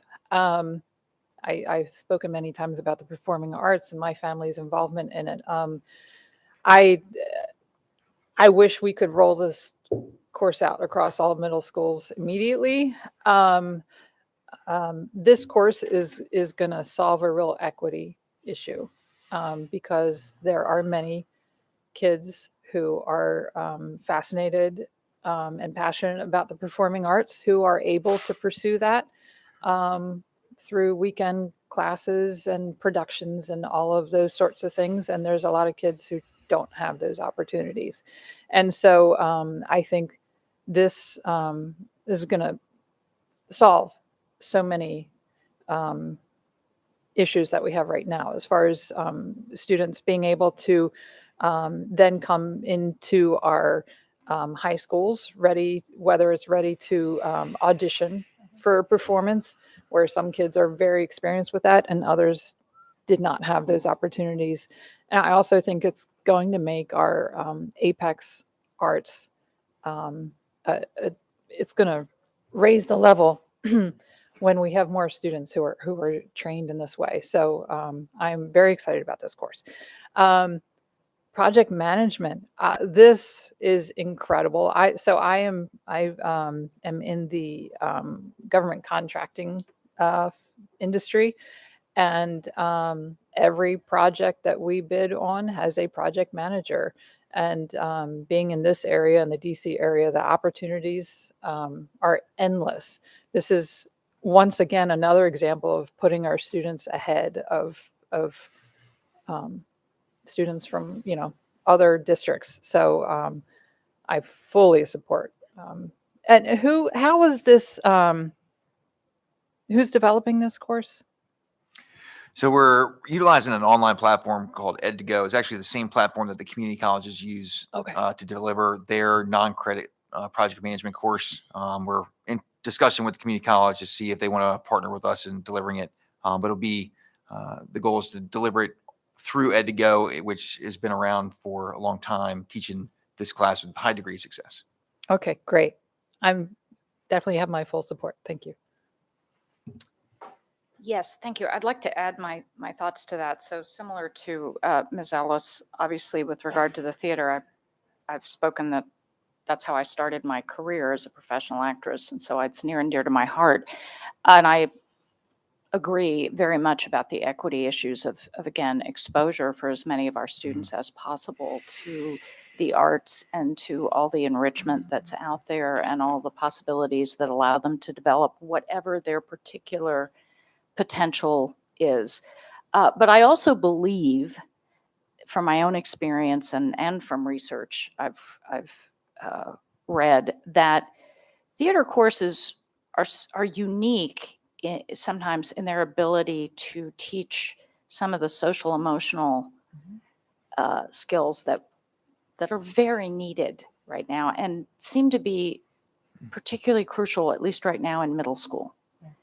And so many of while it's wonderful to have, as Ms. Ellis said, the opportunities for students to sort of gain experience and training in this, there's more to it than that as well. There's a certain broader opportunity here. So I would again say, I think the sooner we can develop this and roll it out to as many schools as possible, the better for all of our students. And similarly, having been married to someone who carries whatever the senior PMI, stuff is, we work in very different fields. It's very clear that, as Ms. Ellis said, this is a critical certification, the project management that will really help our students. But again, project management is one of those essential skills for almost anything that you do. So there is in my view, a much broader educational opportunity for it. And so I just congratulate you on going down these paths. I think they're both tremendously valuable for our students in their different ways. And certainly you'll have my support on this. And I think as soon as we can see these rolled out, I'll be very, very happy. So I see no more lights. Ms. Schalheim? I'd like to move to approve all 3 courses as Second. presented. So we have a motion and we have a second. Do we have any discussion? Okay, I see no more lights. Ms. Howell? Mr. Silkworth? Aye. Ms. Frank? Aye. Ms. Ellis? Aye. Ms. Corkadow? Aye. Ms. Schalheim? Aye. Ms. Dent? Aye. Dr. Tobin? Aye. Motion passes 7-0. Thank you. Thank you very much. Thank you. Okay, so that brings us to item 5.03, the county executive's recommended FY 2024 operating and capital budgets. Mr. Madam Stansky. President? Yes. We will bring Mr. Stansky and his team up to take us through the county executive's recommended FY 2024 operating and capital budgets. Good afternoon. I'm amazed you all are still standing or sitting or whatever it is. Start with introductions. For the record, Matt Stansky, Acting Chief Operating Officer. Melissa Camella, Acting Director of Financial Operations. Kyle Ruff, Director of Facilities. All right, so the calendar is kind of odd this year. So we typically do this briefing before we have a chance to speak about it in front of the county council, but the way the calendar worked with board meetings and council meetings, it's a little bit of the opposite. But so I'm going to walk you through first the operating budget, if that's okay, Dr. Tobin, and then we'll stop for questions, and then we'll move to the capital budget. We'll wait for the exhibit to get on. All right, we're having technical difficulties. Everyone have a copy? All right, so we'll go down, we'll walk through. And so what I'm going to do is, the board adopted a budget back in February for a request of the county executive. I will walk through the changes that the county executive made in his proposal to the council on May the 1st. So we'll start with revenues at the top. The board asked for $528.7 million on state revenue. Based on what the legislature approved, that number is 527.8. So it is a $60.1 million increase over last fiscal year. That's a large jump. And again, this is due to enrollment increases year over year. We're about 1,200 students more this year than last year, and our dramatic increase in free and reduced price meal student population. And so with those two combinations, we're at $60.1 million over last year. We did ask the county executive for $909.3 million, and the county executive came in at $879.7, which is a $45 million increase over last year. So again, if you remember last fiscal year, we received $50 million in additional revenue from the county. This year, the increase is a good amount at $45 million. So again, a sizable increase year over year from the county executive. So then again, all in, the county executive, from a revenue standpoint, there were no other changes. He in the administration agreed with all the other recommended revenue projections, and so we're at right now $1.64 billion, which is $118.9 million over last fiscal year. So that's the revenue picture. We'll move down to now expenditures. I just want to highlight, I said I was going to highlight changes, but I will highlight in the compensation section, because I think it's important to highlight this, that the county executive did agree with the board's recommendation and fully funded the entire compensation package, which is a big step. And I would say kudos to both Dr. Bedell and the board.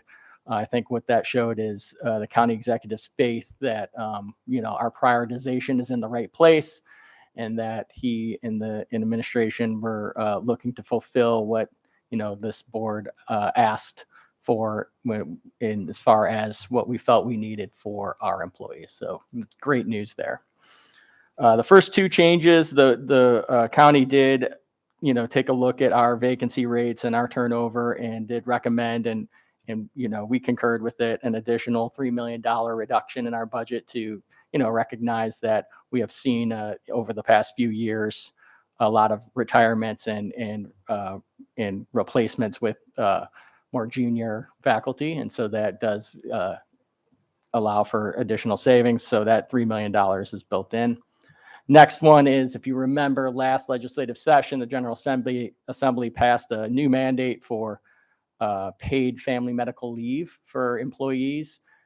This legislative session, a bill was passed to delay the implementation of that legislation by 1 year, to allow state regulators to put more rules in place to allow them to set rates. And so we will be monitoring when those rules come out. But in the meantime, we had requested $4.5 million. That $4.5 million is not needed due to the delay in the implementation of that legislation.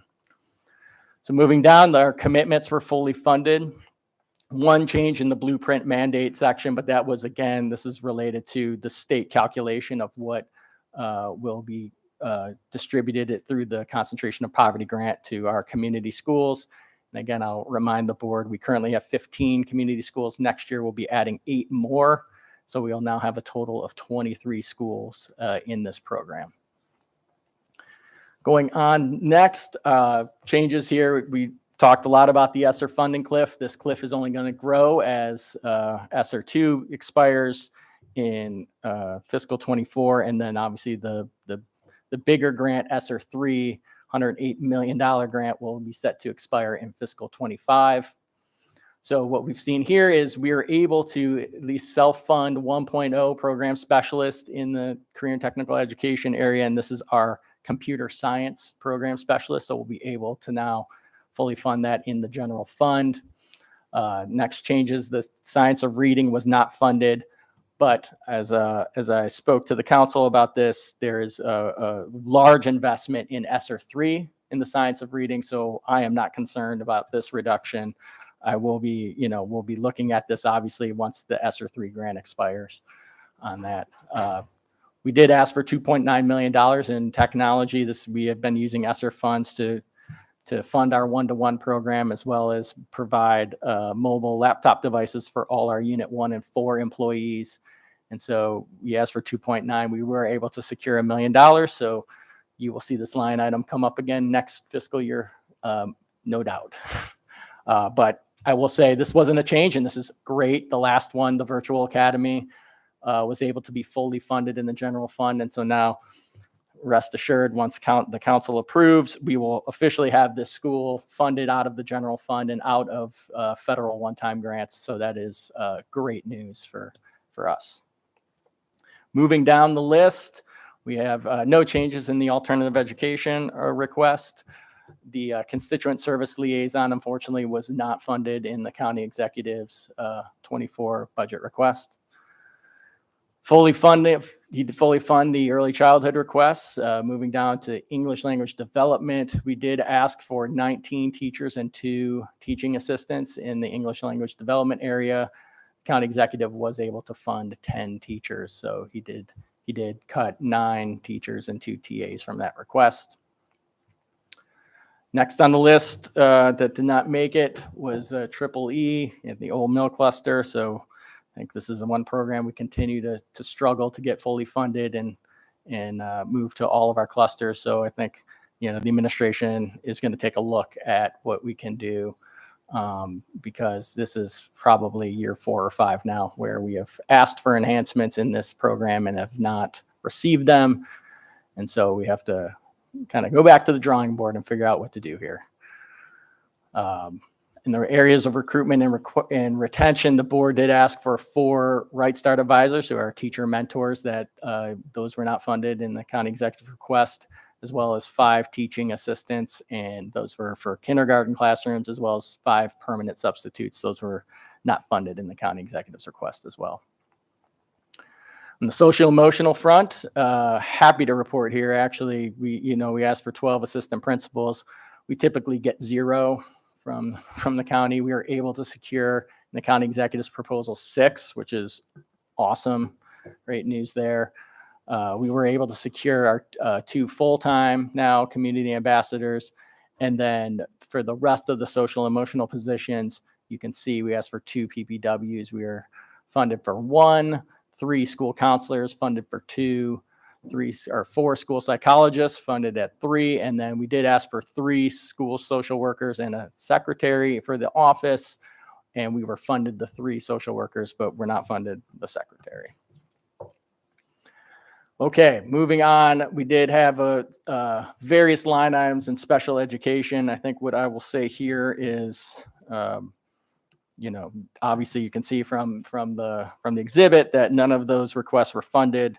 I will say that this budget and this current fiscal year and next fiscal year, we are putting a lot of investment into existing special education personnel. If you recall, in the compensation line, we have a $2,000 retention and recruitment bonus for Unit 1 special ed employees. That is on top of the Maryland Leads grant this year paid Unit 1, Unit 4, and temporary TSAs retention bonus. And so we are really focusing on efforts on retaining our existing special ed workforce. And I just think from the administration's perspective that they wanted to have us focus on retaining those folks before we added new FTEs. And so I think that's why you see the lack of funding for this area at this time. The last 2 we have, we were funded for the bilingual specialist in the transportation department, which is great news. And then we were funded for the 22 FTEs for our alternative vehicle program through for drivers and aides for our vans. The reduction you see there is through funding for the purchase of additional contractual services for vans, as well as the purchase of district-owned vans. We have alternative funding sources either through the capital budget or through fourth quarter, which we'll discuss later on today, that will procure those vans, and we believe we have the resources necessary to continue and expand our van program for next school year. So with that, we asked for a 9.75% increase. We received 7.7%. I think all in all, that is a win for Dr. Bedell, the administration, this district, and for the board. But obviously, we have some work left to do until June 14th, when the council is scheduled to vote. Just for the record, the first public hearing for the council on the budget is tomorrow at the Arundel Center. And then there's another one next Thursday, I believe, at Crofton High School. So with that, Dr. Tobin, I'll be happy to answer any questions you have. Thank you. Ms. Ellis. Thank you. So I was going to ask the question, and then you did answer it. I think the thinking in the special education category aligns with what I assumed was their thinking, which, you know, I can see that train of thought. You know, it's already difficult to recruit and retain in this area. So if you can't fully fund the request, I can see that line of thinking. But Dr. Bedell, what are your thoughts to this? Does this bring you great concern? Not at this juncture until we can fully staff what we already have. I mean, I think that's the same approach I took initially when I presented our budget to you all, right, was that we tried to not add a tremendous amount of FTEs in the budget, knowing that it would be very difficult to fill those positions.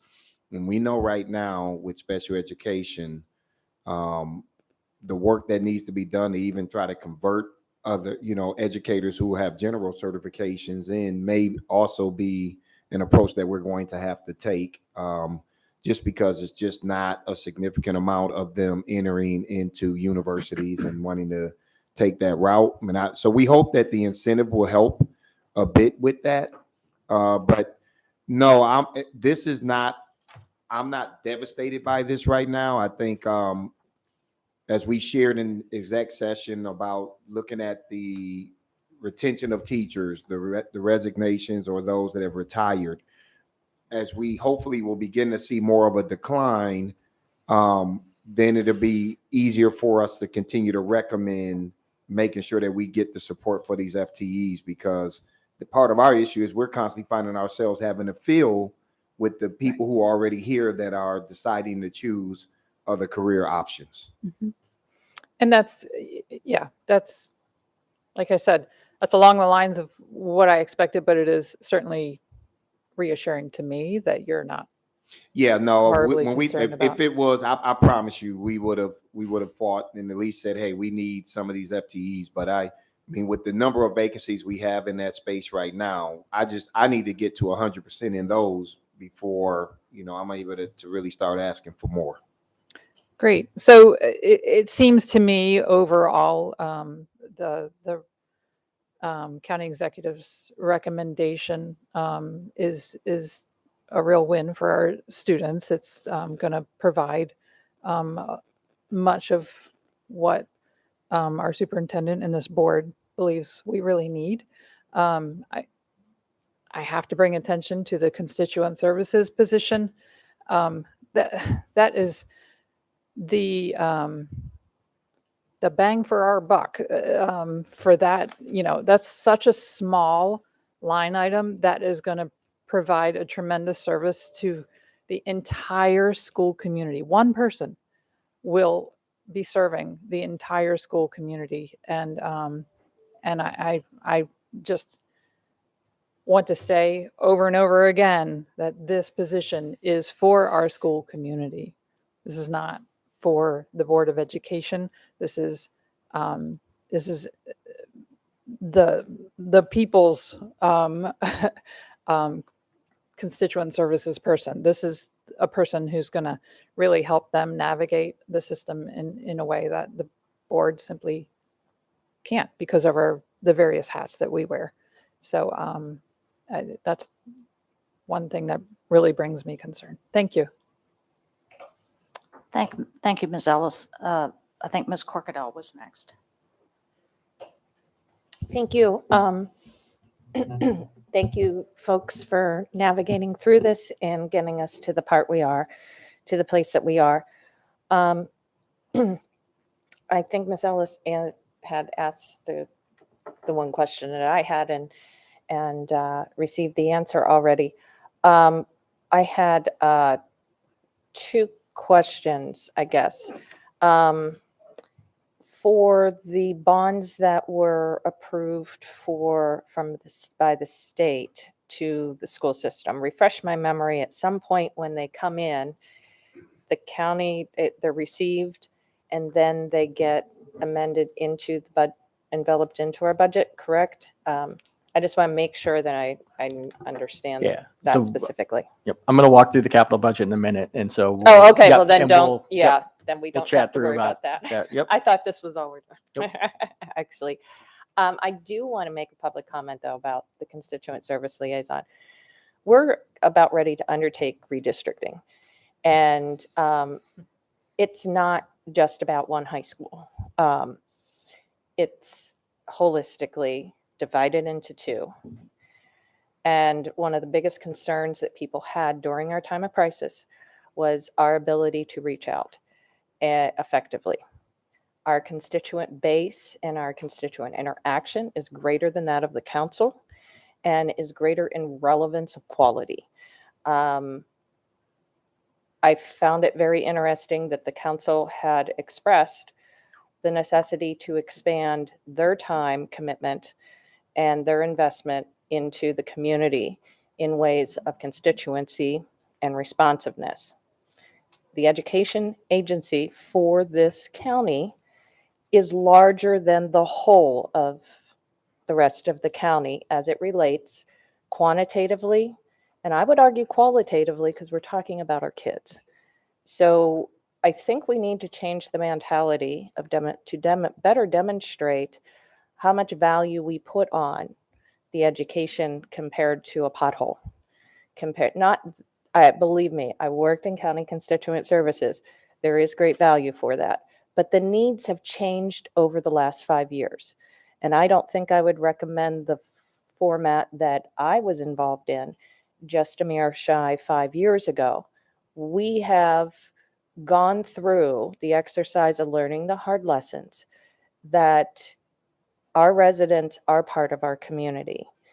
And we do not receive compensation to equate to part-time, to equate to anything. The Board of Appeals makes more money, so does the Police Review Committee, than we do as individuals. So we don't have that extra leverage either. I will just put it out there to the residents that to evaluate how you want your school system being responsive to you, because we are at our maximum limitation right now, and we cannot provide any more than we already do. And next year at this time, when we're finalizing all of our redistricting, I am very concerned that we will not be able to be as responsive as we could be if we had someone out. We are representatives of the people.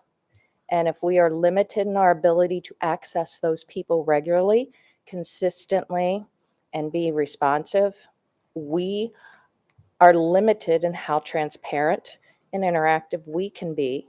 And that does affect our decisions. So I hope that we can change the mentality surrounding how the relevance of this board is to our education and make sure it is supported so we can well support everyone. I don't think it is selfish or unreasonable to request 25% of the resources that every other elected official receives, some even more. because we represent the same amount of people. I represent 76,000 residents, and we collect, each one of us represent all 84 plus thousand students. I think it's a reasonable request, and I think it's very short-sighted of our funders to evaluate that based on any individual that they may feel or about the collective decisions that this board may or may not have taken. Thank you. Thank you, Ms. Corkadell. Ms. Schulheim. Thank you for the presentation. I just wanted to say publicly to the county executive and also to the county council, I really appreciate this budget. I understand the rationale for all of the items that were not funded or funded at a lesser rate. And I think this is a darn good budget, and I'm going to advocate like heck for it. And all the county council people, you look in your inbox, you'll see a meeting request from me. And I look forward to speaking with all of you in support of this budget, and I'm grateful for it. Thank you. Thank you, Ms. Schulheim. Ms. Frank. Just briefly to comment on some of my colleagues' comments, I just wanted to point out that the County Executive's Administration employs 8 constituent services employees. Thank you. Thank you. So I see no more lights on this portion. Okay. So if we can proceed, thank you. All right. Similar good news on the capital budget front. I know the board is familiar with the layout of this, and so we'll I'll walk you through what changes were proposed in the county executive's request to the council. So the first line item on security-related upgrades, the board did request $2 million. Executive proposed 1.2 million, 1.25 million for fiscal 24. We discussed with them Thursday a possibility of some grants that we could possibly apply for, but we will, be advocating to receive full funding on this one. Number 4, we actually did receive additional state grants, and so it's actually an increase from our request. We requested $7 million. We ended up with 7.8. We did get a $870,000 grant to, again, replace additional fuel oil, schools powered with fuel oil, and convert them to natural gas. So there we go, making progress there. Yep, here we go. Relocatable classrooms. We did ask for 1.2 million. Only was awarded 600,000. On the school bus replacement, we did ask for $2 million. 800,000 was awarded there as well, but we do believe we'll be able to get the purchases, fund our purchases necessary, especially with the new extension of 3 years with the legislation for Anne Arundel County, which is good. School furniture, 600,000 was requested. The county executive only funded $300,000. Vehicle replacement, we did take $100,000 cut there as well. Athletic stadium improvements. So Ms. Corkadell, this is to your point. We did ask for 3.5. We ended up with 5.4 million. This is due to two big, one really large, $2.2 million for that second turf field in Southern High School. So that is a big win for us. And then there was a couple $100,000 bond bill for to begin the Chesapeake High School. What is it? Fieldhouse. The field house. That's right. Yes, the Chesapeake High School field house. I don't know why I blanked on that. And then finally, $500,000 cut in driveway and parking lot improvements. We had asked for $1 million and ended up with 500,000. So all in, we asked for 197 million and ended up with 196.3 in the request. So another good showing for us, I think, on the capital budget front. And with that, Dr. Tobin, members of the board, we're happy to answer any questions you have. Thank you. I see a light, Ms. Schulheim. Yeah, this is outstanding. It is rare that we don't see any red. I'm particularly happy with the maintenance backlog because this represents, even though 7.8 million, you think, my God, that's a huge number. I think our actual maintenance backlog is somewhere in the midst of about $350 million, if I'm not mistaken, somewhere in that range. And it's not just that, like, kicking the can down the road does two things. It makes the that maintenance more expensive going forward. And then you don't get any of the savings that you would incur with more efficient equipment. So the fact that it's, above and beyond what we asked for is great. And just like the operating budget, I'm going to lobby like heck for this. And I am grateful to the county executive. And I hope that our county council doesn't touch this, nor the operating budget. Leave it alone. It's fine as it is. Thank you.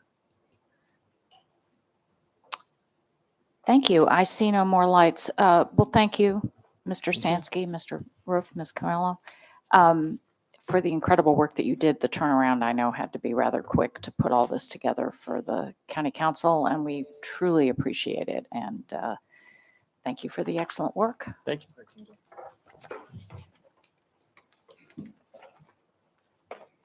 All right, that brings us to Section 6, Consent Items, Award of Contracts. Let's bundle those, shall we? Move to bundle. We have a motion and a second. Any questions? Okay, so we'll vote on the motion to bundle. Mr. Silkworth? Aye. Ms. Frank? Aye. Ms. Ellis? Aye. Ms. Corkadell? Aye. Ms. Schallheim? Aye. Ms. Dent? Aye. And Dr. Tobin? Aye. Motion passes 7-0. Okay, Dr. Bedell.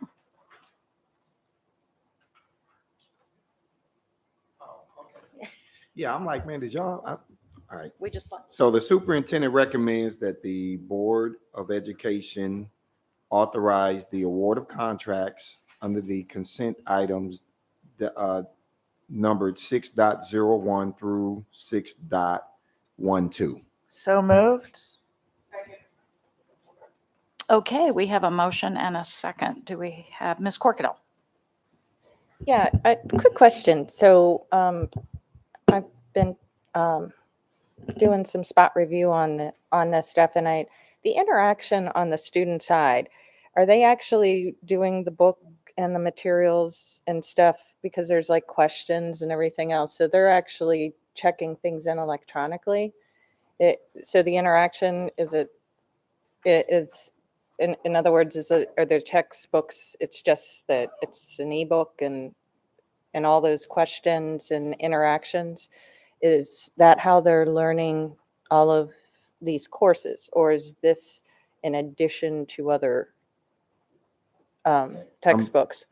I'm trying to understand which what are you referring to specifically? In general, so if you like U.S. government, when you pull up the student book, Okay. there's teacher and everything is electronic, and I guess I just need to get a little more with the times, but with IT. But I was curious because then there's sample, analysis and exercises, and I was just wondering how much of that we use as far as the student hanging out with their, laptop versus the interactions.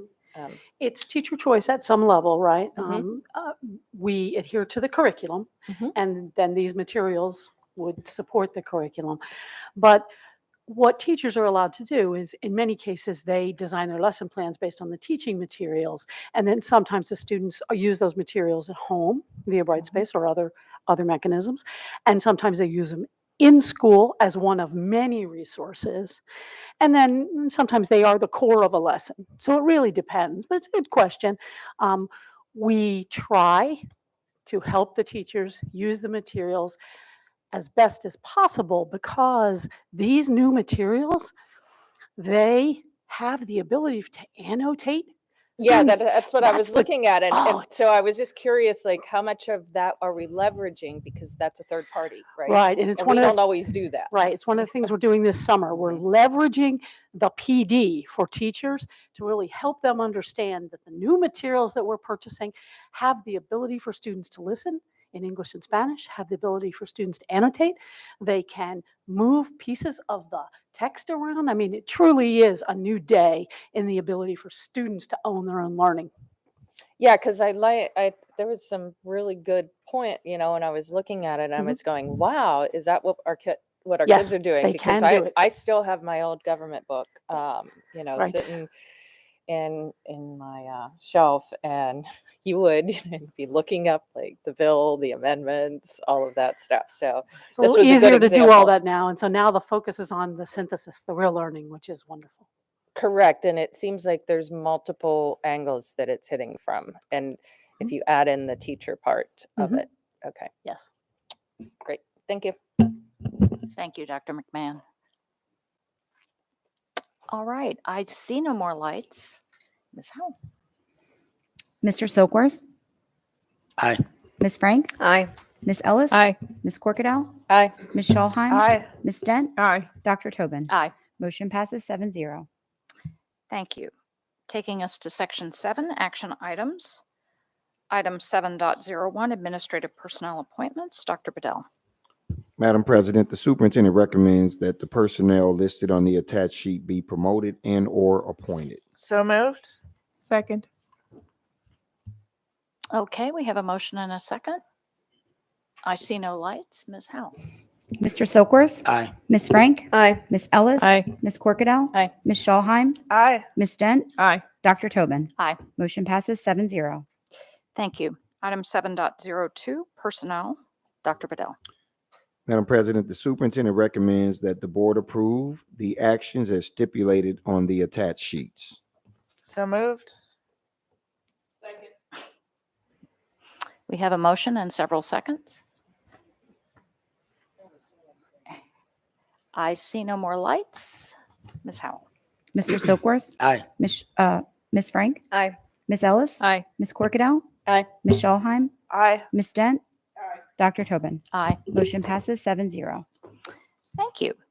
Item 7.03, food and nutrition services pricing for 2023-2024 school year. Dr. Bedell. Madam President, this is a very positive approval that we're asking for.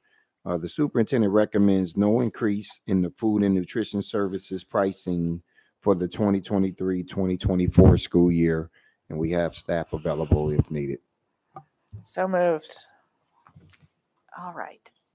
Well, I see a light. Ms. Ellis, you have your light on?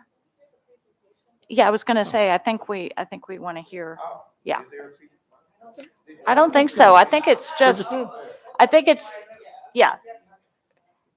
So unless there Second. So we have a yes, we have a motion and a second, and we have a question. Yes. Ms. Ellis, did you have? Yes. Thank you. Certainly good news for our students, families, pocketbooks, but with the tremendous amount of inflation, how are we doing this? Because there's two questions. Where's the money coming from? Second of all, is this impacting the quality of, and I'm not suggesting it is, I just want to be able to share how this is happening. For the record, Matt Stansky, Acting Chief Operating Officer. And for the record, Jody Rissy, Supervisor of Food and Nutrition Services. So I'm going to let the superstar here answer that question. The nationally renowned food service supervisor. So Thank you. Thank you again for the opportunity to be in front of you all, and thank you for the support that you give the Division of Food and Nutrition Services. I really think, the dedicated staff that we have is, second to none. We say all the time in Anne Arundel County that we have a great team and great staff and great support, but without a doubt, Food and Nutrition Services staff, the commitment is there. We're running extremely short staff we have all year, which makes it very difficult. And it's never without hesitation of a smile and of a caring meal that's healthy, that tastes great for each one of our students so they can achieve everything academically that they deserve to achieve. How do we do it? It's a lot of work. It's a lot of commitment, but it's constant communication, right? So we looked at our menu. I'm still the registered dietitian that creates the menu with great honor. The food items are unbelievably healthy, wholesome, streamlined, looking at clean labels and allergen free and all those great things that we can do for our students. But it's a lot of dialogue off and on with all of our manufacturers, all of our vendors, to the point of weekly. We do that. Our prices have gone up substantially. Some things have gone up 5%. Some things are gone up to 65%. If the product is the right product for our students, we're going to serve it. We're going to figure out how how do we purchase it, and how do we still make that meal available with our unlimited fruits and vegetables for all of our children throughout our district with great success.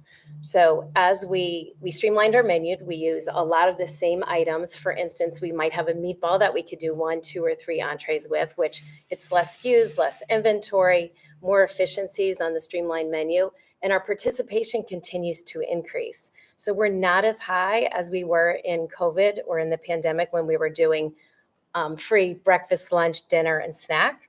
But our lunch counts right now are higher than they were pre-pandemic. So I think it's a testimony to the great meals that we serve, the great staff that we have serving as fast as they can. And we're able to serve more meals, securing more federal reimbursement, allowing us to meet the demands of those higher food costs.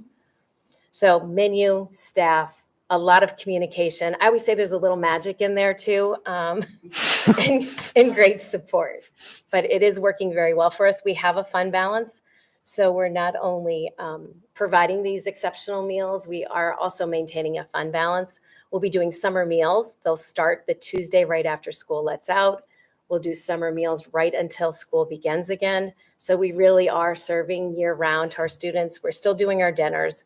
We're still doing some snacks as well. So we really feel we're year-round service for our students here in the county. And in the summer, it even goes to the non-students of Anne Arundel County, 2 to 18-year-olds. That we can really meet and reach them where they are and then meet their nutritional needs. Thank you. You're welcome. Thank you. I believe Ms. Frank was next. Yes, thank you. I had some similar thoughts. You know, everybody's going to the grocery store and kind of getting hit with some higher prices. We know that food costs are definitely going up. I'm glad to see that the costs are remaining the same. You know, $3 is not a lot of money for a meal, but if you've got a couple kids and they eat every day, I mean, it definitely adds up. So, you know, I know that that's really important that we try to keep costs under control. My question is, with the trajectory that we're on, prices have not gone up since I've sat on this board. Do you expect that you will have to raise those prices within the next year or so, or do you think that you're able to kind of continue on the track that you're on at the price point that you're on? I think it's a great question. I think the trajectory right now, we're going to be able to do it. I think we're going to be able to do it one more year or more. We're going to keep on negotiating and having those discussions with our vendors as well. So for instance, if a bid is out right now for disposable paper, we had 1 or 2 products actually come down in cost. So as we saw prices go up during the pandemic, if our bid goes out, we're seeing prices come back down a little bit more in alignment with where we were prior to the pandemic. We're still we buy all of our own equipment, etc. So we really have all of our equipment less than 10 to 15 years of age. So that is stabilized. I don't think you're going to see us spending money in our budget towards equipment, things like that. So I think looking into the future right now, I think we're going to be good even for another year. I think we're going to continually look at our menu and streamline it. I look at it all the time. We look at trends as well, right? There might be a new trend that's out there in the retail market that we can, somehow bring it back into our menus, and it might be less costly than something we're currently doing, like a pot sticker or, we had salmon in the past. Like that was an item we felt the students deserve salmon. If they like it, we're going to put that on the menu. So I think you have to be creative. You have to communicate a lot, and you really have to have a bid that's solid. So when it goes out on the street and we have we do all national products, having that competition on the bid also helps us secure a really great price. Yeah. I was going to add, Ms. Rissi just does an amazing job in partnering with Ms. Childs in the purchasing department and really is able to get the best price for the highest quality products. And I think she's selling herself short a little bit, but she just runs such an efficient operation, right? Because sitting where you are, even sitting where I am, I'm like, there's no way we can't raise prices given the pressures we have around supply chain, giving labor market pressures, right? We're going to be, we know that the salary increases are desperately needed for those food service workers, but that's a hit to the food service fund. But through Ms. Rissi's leadership, through the efficient operations that she runs, the partnership she's developed both outside this organization and the working relationship she has inside this organization, I think, we're able to present something to you today that says, and to our community, that for the 9th straight year, we're keeping prices the same, even with all those inflationary pressures that the district is facing. So. Yeah, I was definitely surprised, and very pleasantly so. So I am very appreciative. I've had the Korean meatballs with Dr. Bedell on the first day of They're school, delicious. so, and they were good. So quality was maintained. It's a great product. It's allergen free. We look at the sodium and they taste great, right? They were very good. They were very good. So I'm very impressed. I really thought that you were going to answer my question a little more doom and gloom, but I'm pleasantly surprised that it seems like we're holding steady, and that feeding children is such a crucial endeavor, and I'm really thrilled that we're going to be able to do that effectively. Thank you. Save the doom and gloom for me, Miss Frank. I'll be that. I'll be the doom and gloom Oh, I person. got plenty of doom and gloom for you We too. gotta keep Miss Rissy positive, and that keep her going. So. Yeah, I think it fuels our souls in food and nutrition services, right? Every time we're out there and you see those students come through and they're excited and they're filling their plates with fruits and vegetables, like overflowing, and they're so excited about them. We really are cultivating communities of wellness, one student at a time, right? They go home and they might say to you, I had cauliflower today, it was great, or I had some more apple slices. So it really, I think we're impacting the whole community with what we do in our schools nutritionally, and it just spreads throughout the community. And they're excited about it. They eat more, so more meals means more money for us, and we get to still maintain this, great bottom line, great price for our students, and still be able to meet the demands of those higher prices. Yeah, well done. My gratitude. Thank you. Thank you. And yeah, no disrespect. I ran away from the mac and cheese. I wasn't ready to try that. Okay. But next year I may give it a try. All right. That or the penne Alfredo is really good too. All right, I sense a challenge on the Ms. Corkadell. Just real quick, I wanted to thank you. Nationally recognized, 2 people, nationally recognized, state recognized as leaders sitting in front of us. I am just very proud. And I think AACPS is definitely benefiting from the both of your leadership. I have been hearing more and more about state and federal grants being offered to increase the fresh vegetable and fruit offerings and availability, particularly in our food desert zones. Do we expect that how much does that, if that were to materialize, does that have a significant impact, or is how we operate not in that zone? Or is that going to be community schools? I've heard if you could just share a little bit more about what we may be able to expect. And to Ms. Frank's point, we have not. I am so pleased. The only time I am only aware of, and I could be wrong because it's been like 5 years I've been sitting here, almost 4.5, that the last time we had to raise it was because of the styrofoam thing. My recollection was that the raising of the price that I had to do was about $500,000, and that was because we were no longer allowed to use our materials, and we were not allowed to use them for the year out. So we had to add some money into the budget because we didn't have time to negotiate. So I think on the meal side, we've been good. There was just that one bump. So I think that we are definitely, my son used to be a customer of yours. Well, thank you. And well enjoyed it. But back to the grant stuff, I am curious because the idea of more fresh fruits and vegetables available to our students and our families is very exciting. If we could leverage that community school, those hubs, that's even more so. So in Anne Arundel County Public Schools since 2007, we've done unlimited fruits and vegetables at lunch. So we have salad bars in all of our schools. Our students come through and they can take as many as they want.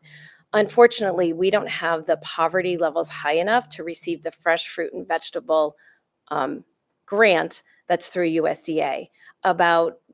Maybe about 15 or 20 years ago, we had about 3 schools that were eligible. So unfortunately, as a district, we're not eligible to get that grant. However, we do all of the fruits and vegetables every day on our own.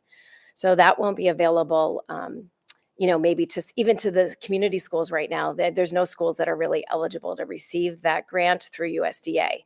We'll continue to partner with Department of Health and all of our sister agencies that do any of the, even like the pop-up pantries or the pantry at Brooklyn Park, the Healthy Brooklyn Park Pantry. They still work with our vendors.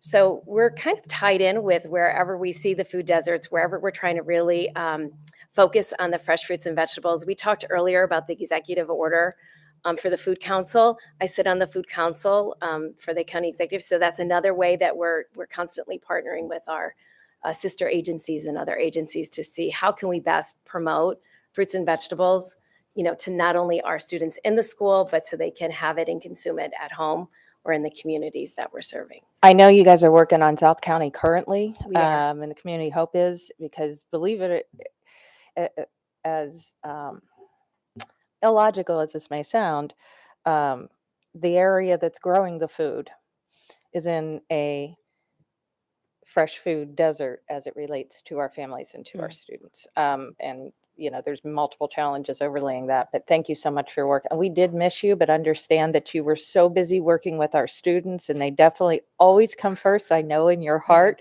So although we missed you, we were thinking fondly of you at the food bank, with all the usual suspects were there. It's crazy because you see some new faces, but we need to see more new faces in these places. But your work is always well honored. Thank you so very much. Hopefully maybe some opportunities will change though, because the more we can partner, and maybe work on that definition of poverty, because it's kind of hard to explain to an impoverished family that, their community is not impoverished enough, and you're looking around going, really?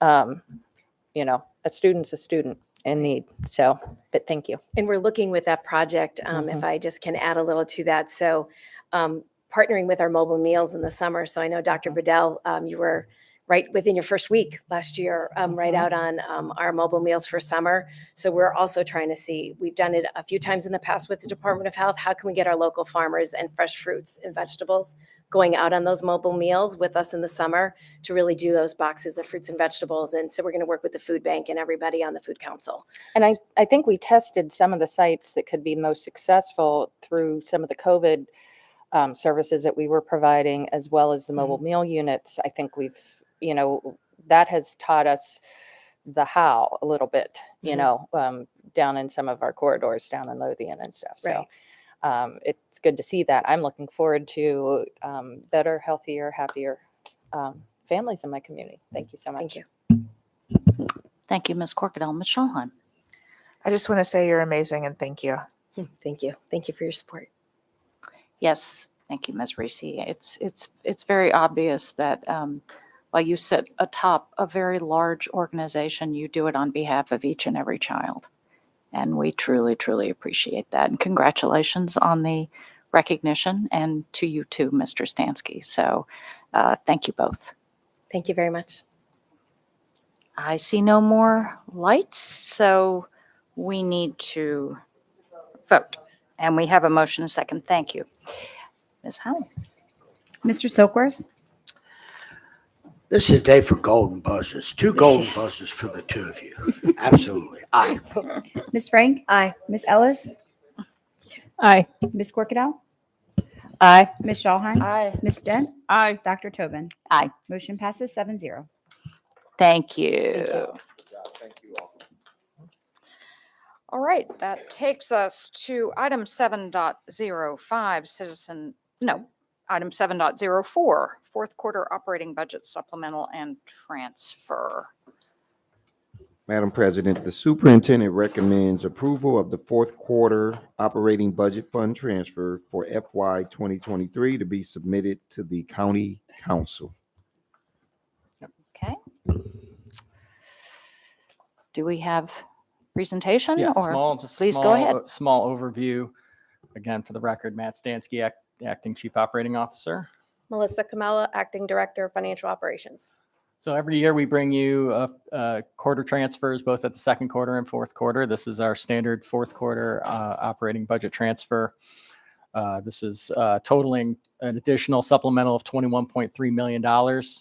On the federal side, we're increasing about 3.5 million. This is all from either additional grants or grants that came in higher than anticipated, our annual grant funding.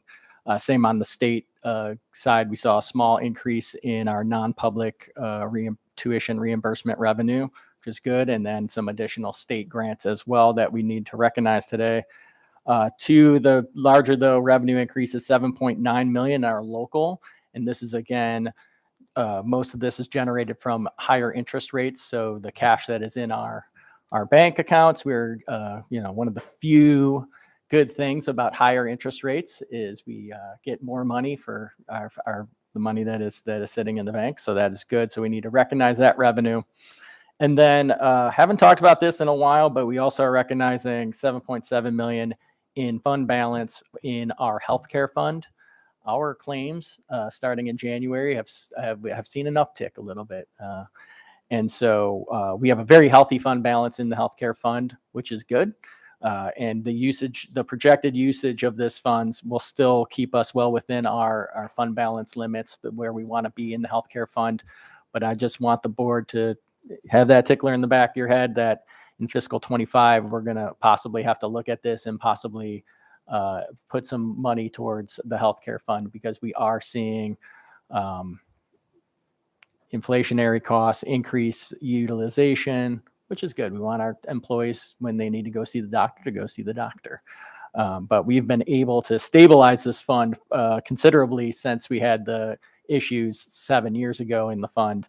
And so obviously we want to keep it stable, which may mean in the future, some increased appropriation into that fund to make sure we have that stability there. But what's good about having a healthy fund balance is when you see these upticks, it's there for us to use. And so we are going to request $7.7 million in that to make sure all the healthcare bills are paid for. And so with that all in, we have 21.3 million in additional resources. And then you'll see in the exhibit that we have our within the 15 state categories where those funds need to go to meet our obligations. A couple important things to note. Included in here is Dr. Bedella mentioned the employee bonus. So that is built in here.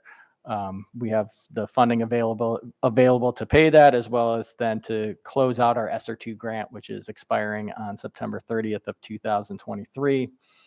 And we're able to also meet the needs of the various schools that have put requests in fourth quarter. So with that, I will turn it back over to you, Dr. Tobin, and the board, and happy to answer any questions you may have. Thank you. I see no lights, so presumably we need a motion? Yeah. Move to approve fourth quarter transfers presented. Second. Okay. I see no additional lights. Ms. Howell? Mr. Silkworth? Aye. Ms. Frank? Aye. Ms. Ellis? Aye. Ms. Schallheim? Aye. Ms. Dent? Aye. Ms. Corkadell? Aye. And Dr. Tobin? Aye. Motion passes 7-0. Thank you. This now brings us to item 7.05, Citizen Advisory Committee, Term Extension 2023-2024. Mr. Silkworth. Madam President, I move that the Board of Ed approve the one-year extension for the individual on the attached sheet for the Citizens Advisory Committee. Second. Okay, we have a motion and a second.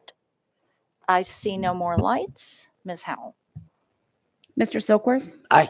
Ms. Frank? Aye. Ms. Ellis? Aye. Ms. Corkadell? Aye. Ms. Schallheim? Aye. Ms. Dent? Aye. Dr. Tobin? Aye. Motion passes 7-0. Thank you. That brings us to Section 8, Review Items. 8.01, Award of Contracts. Are there any questions? Okay, I see no lights. All right, and that brings us to Section 9, Public Comments on Non-Agenda Items. We have no one signed up for public comments on non-agenda items today. So, Move to adjourn. Second. we have a motion and a second. Do I see any concerns over that? Okay, no, I think we're good to go. Thank you. Have a good afternoon, everyone.